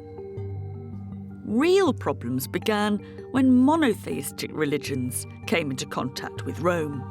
The worship of just one god and the exclusion of all others was something that went against basic Roman assumptions.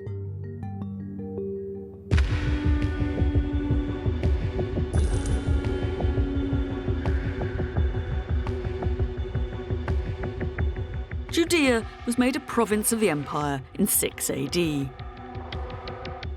People here had their own way of life and a distinctive relationship to one god. So when the Romans took over with a very different set of assumptions, a clash was almost inevitable. A mixture of politics, local infighting, and religious conflict ended when the Romans destroyed the temple in Jerusalem. And that triggered a 6-year-long full-scale Jewish revolt. יומם השמש לא יככה, וירח בלילה.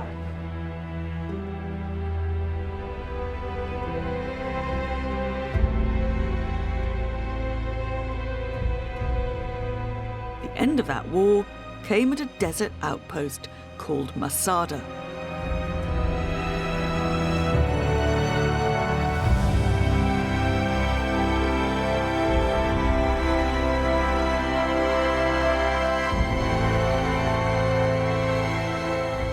In this remote spot, King Herod, one of Rome's earlier allies or collaborators in Judea, had built an extravagant palace where he could dine and bathe in true Roman style. He would be disappointed to know that the place is now famous for much bloodier reasons. The final showdown between the Jews and the Romans happened hours away from Jerusalem, here in the middle of the desert. There was a breakaway group of about 1,000 Jewish extremists. They were terrorists in the eyes of some Jews, as well as the Romans. And they'd seized Masada, and they were holding out there years after the temple in Jerusalem had fallen.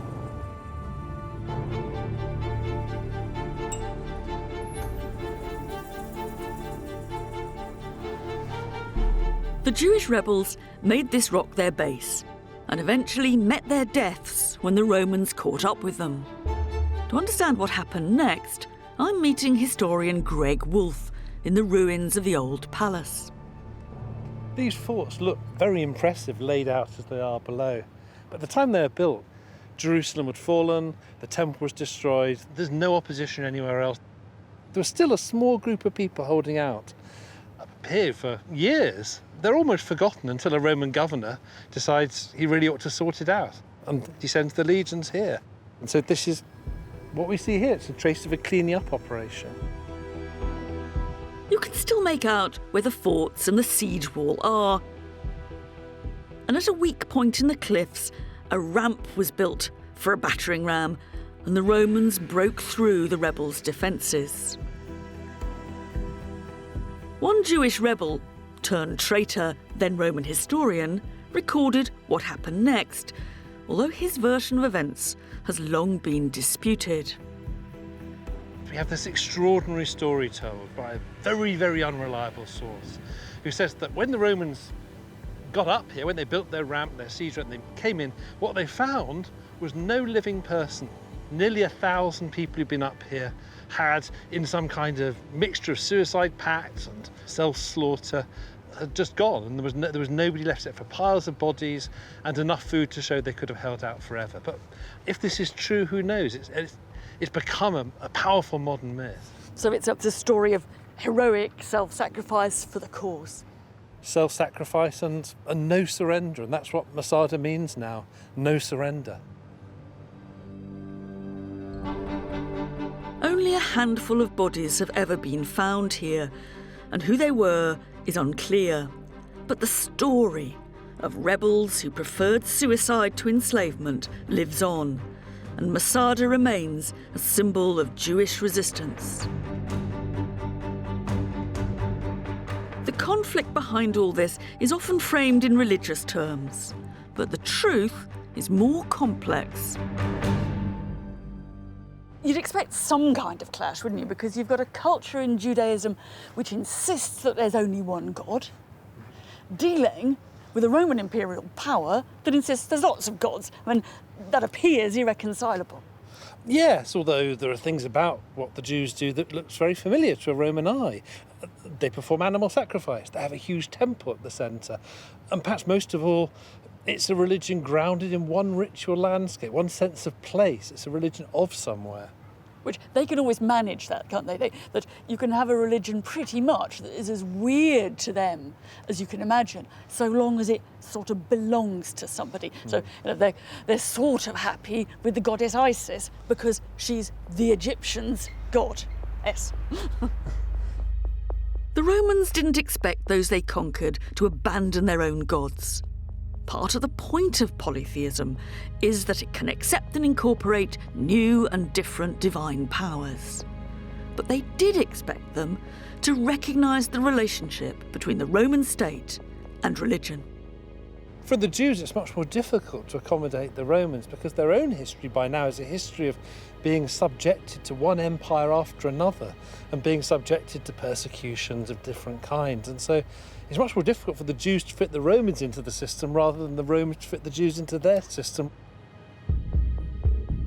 And that's where things broke down.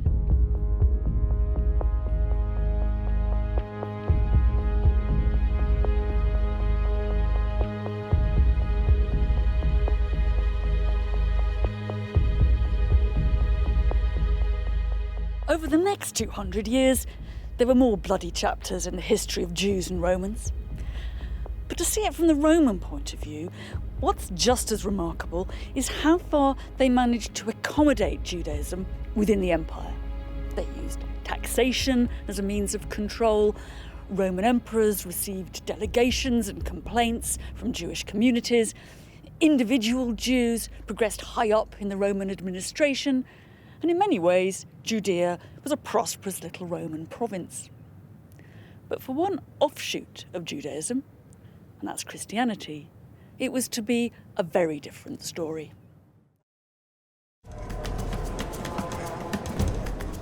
In the turmoil of conflict between Rome and Judea, one Jewish rabbi had developed new ideas. His name was Jesus. The sayings of Jesus, as they were called, were only written down later, but it's clear enough that for the Jews, he was preaching blasphemy. And at the beginning, at least, for the Romans, he was just another troublemaker. However exactly the story went, he was arrested, put to trial, and sentenced to death, Roman style, by crucifixion. The Romans must have thought, problem solved. But it was only the start. It was near here that Jesus came to be crucified, probably on some charge of civil disobedience. It's very hard to know exactly what was going on because the story has been rewritten and reinterpreted and embroidered ever since. But we can be fairly certain that the real Jesus was the leader of some small Jewish splinter group, and that in the decades after his crucifixion, he was almost reinvented as the founding symbol of a new religion which attracted followers more widely across the empire. There weren't, to start with, actually all that many of them, and they believed a variety of different things which we wouldn't recognise now as Christian. But at the core of it all, there was a new ideology that was challenging from within the empire itself old Roman certainties about how the world worked.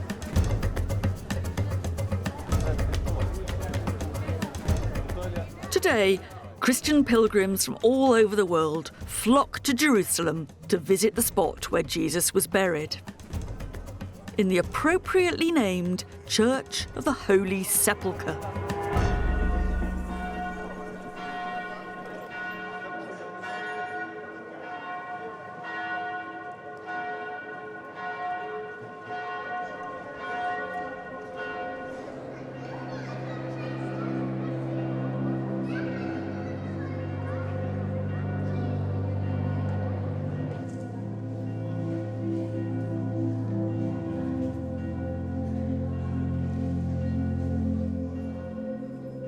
Although to call it a church is an understatement.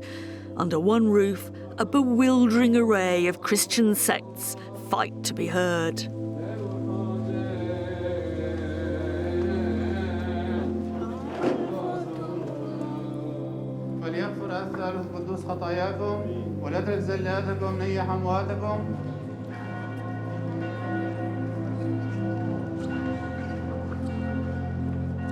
And the biggest queue of pilgrims and curious tourists is by the shrine that surrounds Jesus' tomb. This is the holiest site in Christendom. The idea that Jesus rose from the dead would have been the least puzzling part of Christian teaching for most Romans. There was a combination of far more radical ideas than that. It wasn't just that there was only one God. Those who followed Jesus could take no part in sacrifice. and they were to prepare themselves for the kingdom of God, which transcended the earthly power of Rome, and which might be coming soon. Add to that the very strange notion that poverty was a virtue, not a misfortune, and some pretty hard-line views about sex. And it's not difficult to see how some Romans might have been curious, even attracted to Christian teaching. Many others would have been baffled or affronted by what must have seemed like an assault on their world order. Christianity flew in the face of what Romans had traditionally thought religion was all about. And that contradiction may be one reason why Christianity was initially slow to take off. But when it did, it exploited the very network of communications that linked the Roman Empire. One of the key figures in spreading the word was a small-time Roman salesman from Turkey, better known as St. Paul. Jesus himself wasn't a big traveller, but Paul not only got everywhere across the Eastern Mediterranean, he also used the long-distance mail as a way of broadcasting to far-flung Christian communities. And the letters he wrote are still part of the Bible. Corinthians, that's the letter he wrote to the Christian church at Corinth. And he's writing to the people of Thessaloniki, to the people at Ephesus, the Ephesians, and to the Christian church in Rome. They're part pep talk, part instruction, and not all of it's entirely to my taste. Man is the head of woman, he says. It's never going to be my motto. But what does strike me are the geographical horizons that these letters display. He talks about being in Macedonia and going to travel to Ephesus and then move on to Corinth. It's the connectivity of the Roman Empire that these Christians are exploiting. Christianity was born within the Roman Empire, and the people who became its followers rode on its connectivity. In port towns like Corinth and Thessaloniki, you could find goods, work, and a new spiritual guide. The empire's trade routes became Christianity's broadcasting service.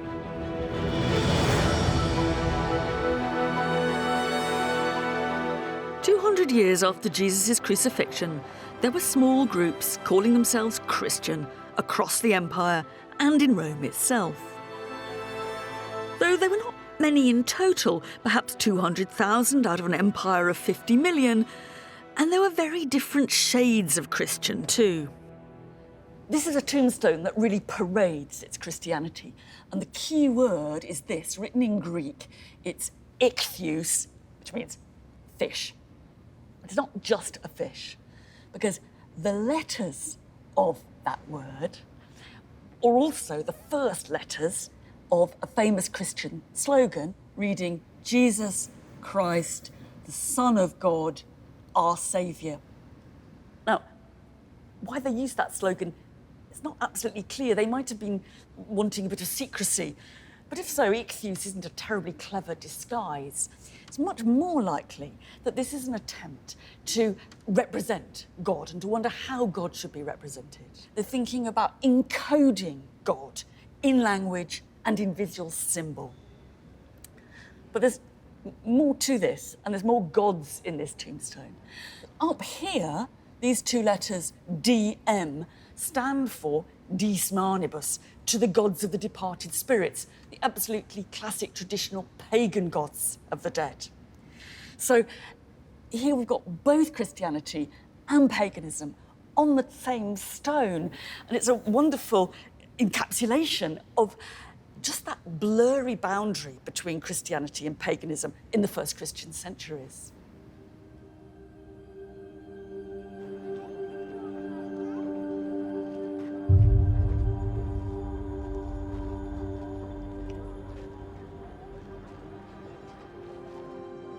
Most Christians in the Roman Empire probably inhabited that blurry boundary.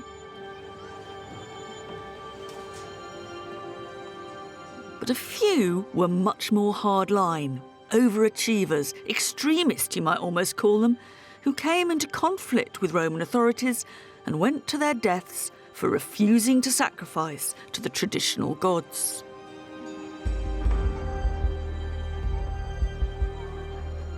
One spring day in 203 AD, a young Roman woman, the mother of a small baby, was thrown to the wild beasts in an amphitheatre not unlike this one. She was taunted, she was whipped and maimed by the animals, but not killed.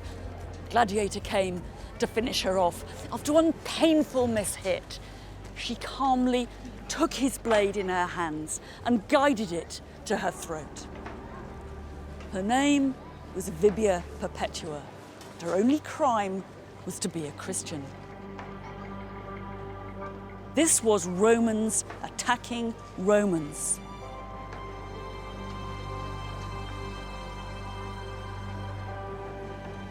We tend to assume that Romans loved the spectacle of Christians thrown to the lions in the amphitheatre, but it really wasn't quite that simple.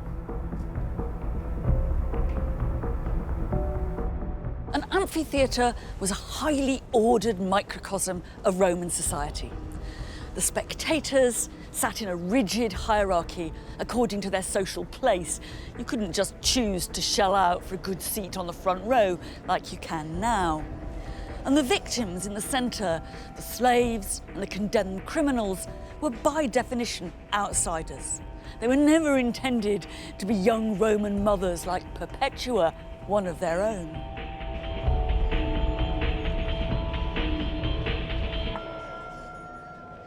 Hardly surprising that her prosecutor tried to get her to think of her young baby and to recant her faith. And it's hardly surprising that the crowd, as they watched Perpetua die, both jeered and shuddered. Perpetua's story of pious resistance and brutal execution has become part of the Christian narrative of good against evil, where many non-Christians must have seen stubborn, self-willed self-destruction. Christians saw in martyrdom a powerful advertisement for their faith.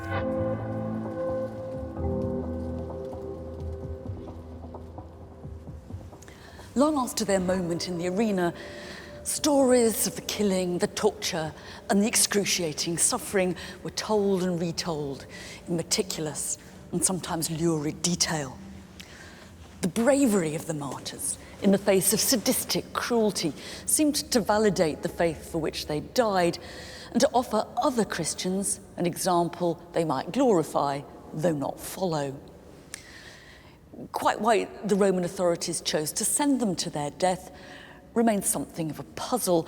That's largely because almost all the evidence we have comes from the Christian Romans themselves. It's an extreme example of history being written by the winners. If we try to see it from the side of the Roman authorities, the fact that the Christians refused to sacrifice threatened to disrupt the good relationship between the state and the divine powers, which ensured the success of the empire. It was pure treachery.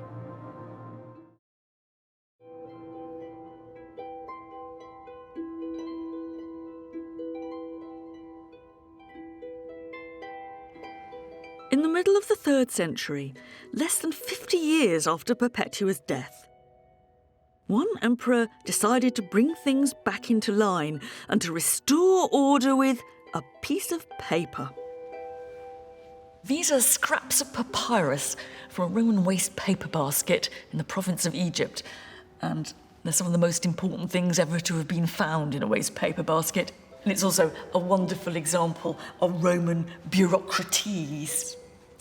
They are personal certificates proving that their owner has sacrificed to the traditional gods. The gist of the message is up here, saying so-and-so has sacrificed, it's been witnessed here, and then one of the witnesses has signed. His name was Hermas, and this guy's actually signed several of these certificates.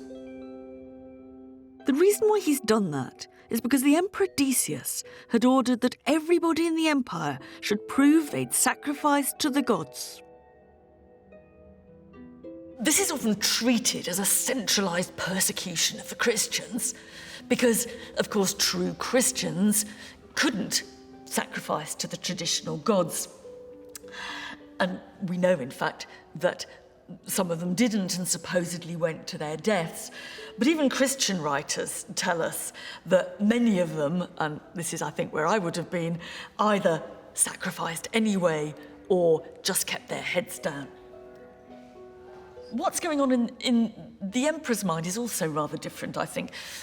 I'm sure he's not planning more bloody spectacles of Christians versus lions. What he's wanting to do is to ensure that every single one of his subjects signs up publicly to the institution of sacrifice, which is the ritual that ensures the proper relationship between the Roman state and its gods, and ensures Roman success. I mean, in a way, this is a clumsy and rather heavy-handed attempt to restore political and religious order to the Roman world.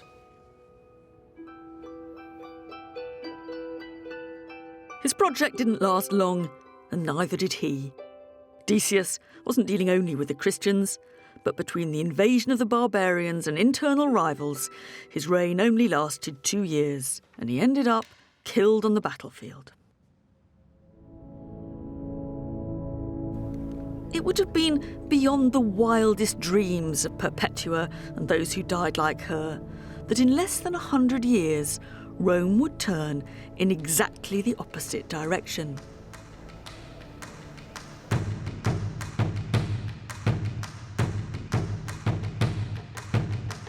After a century of chaos, one emperor made a pact with the very religion that looked as if it was undermining the empire.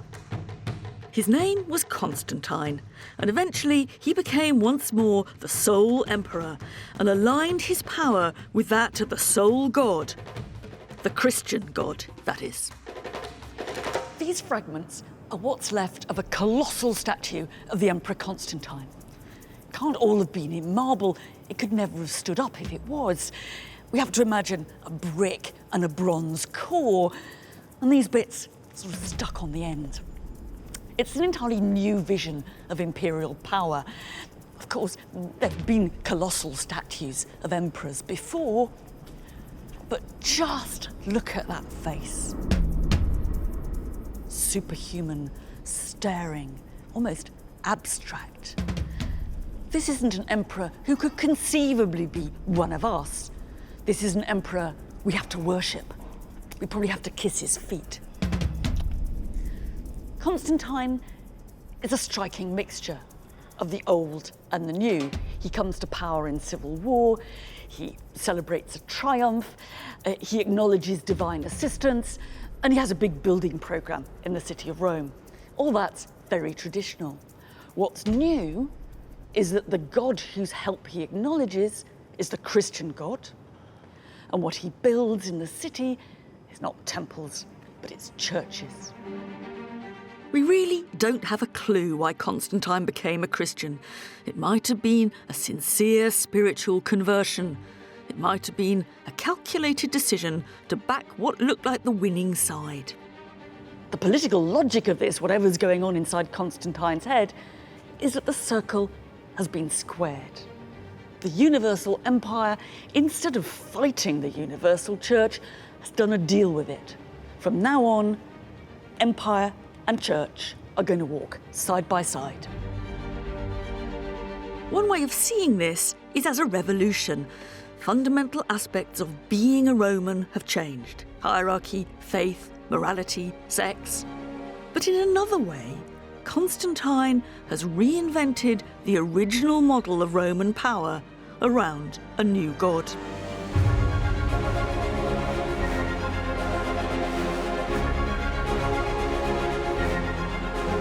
And he sealed the deal by building a new capital, which eventually became the new Rome. Constantine's city was Constantinople. We now know it as Istanbul.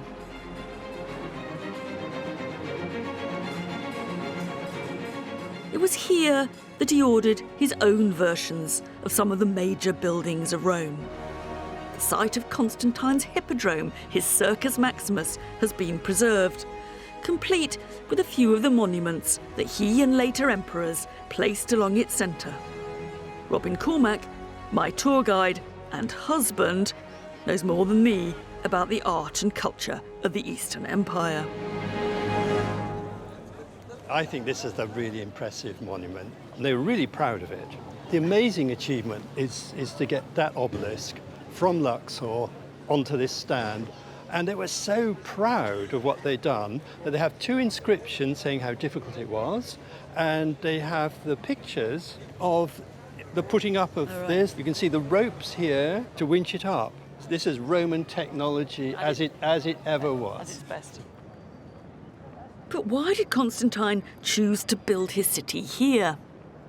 It only happened because he'd won his last battle against his rival Roman emperors, and it's a victory city. He looked around, he chose a city near to where the battle was, the city of Byzantium, and he turned it into a massive, powerful new city named after him, Constantinople. So it shows he is now the single Roman emperor.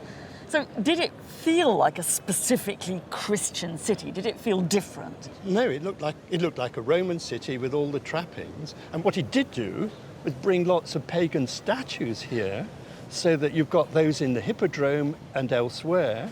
So much so that there's the famous saying that this city was built up by denuding all the other cities of the Roman Empire. I mean, it must have been a bit odd to see an emperor who's sponsoring Christianity, decorating his city with pagan gods, great works of art that he's sucked in to decorate it from all the other bits of the empire. Yeah, well, he's a powerful emperor, isn't he? Yeah. This is a display of power. He made this a traditional Roman city with all the features that the biggest city he knew, Rome, had. They didn't call themselves Byzantines, they called themselves Romans, and they were absolutely convinced that they were the Roman Empire. In fact, here in the East, the Christian Roman Empire lasted right up to 1453, when the Ottomans conquered Byzantium. In the West, it was a different story. Rome was still Rome, but it was more a showcase of architecture and culture than the capital of power. But the northern frontiers were more porous than ever. Outsiders pushed in. And even if it was now a hollow symbol, the city of Rome was still a prize. Driven by the Huns, various tribes like the Visigoths, the Ostrogoths and the Vandals moved towards the Western Empire. The legendary sack of Rome didn't happen once, but 3 times. Roman armies were defeated, citizens were killed, and the city itself was looted and pillaged.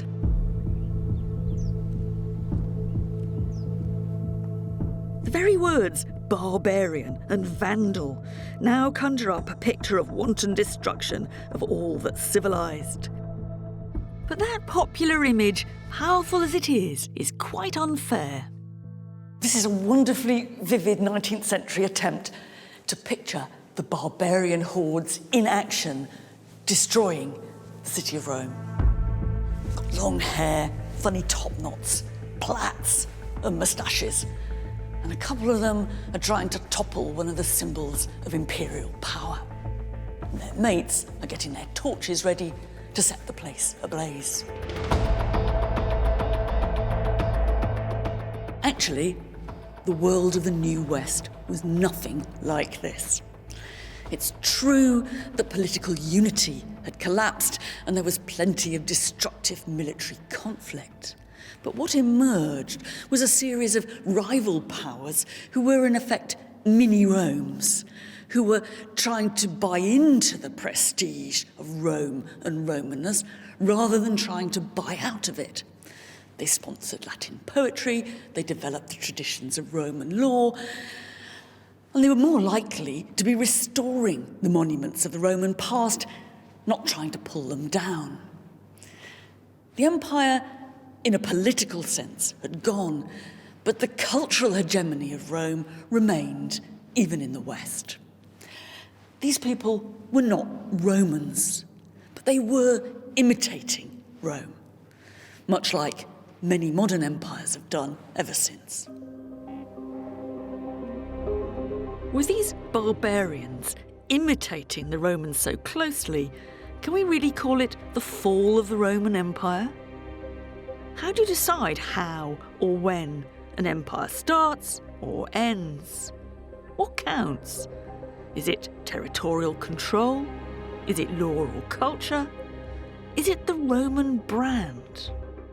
There has been an enormous transformation, and in many ways, this is no longer the empire that looked back to Romulus with his definition of what it meant to be a Roman.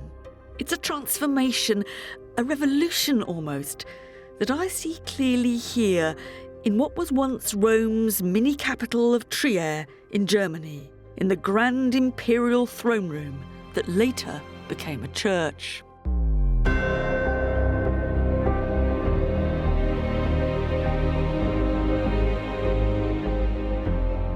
The conclusion I come to is that the real heir of the Roman Empire was Christendom.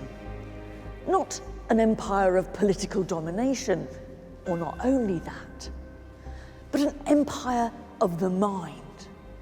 And, in its own ambitions at least, still an empire without limit.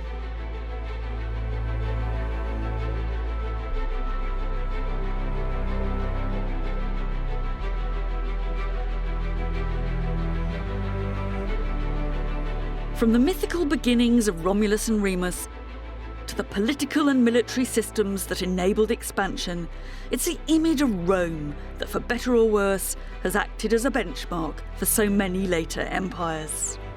Britain, Russia, America, even Nazi Germany have all tried to recreate what they saw as the glory of ancient Rome. And they haven't avoided some of the same problems, dilemmas, and conflicts of imperial rule. Today in the West, we still wonder where our boundaries lie and what limits should be placed on inclusion. We've inherited the Romans' ambivalence too, questioning whether the ends ever justify the means, the tears alongside the victory parades.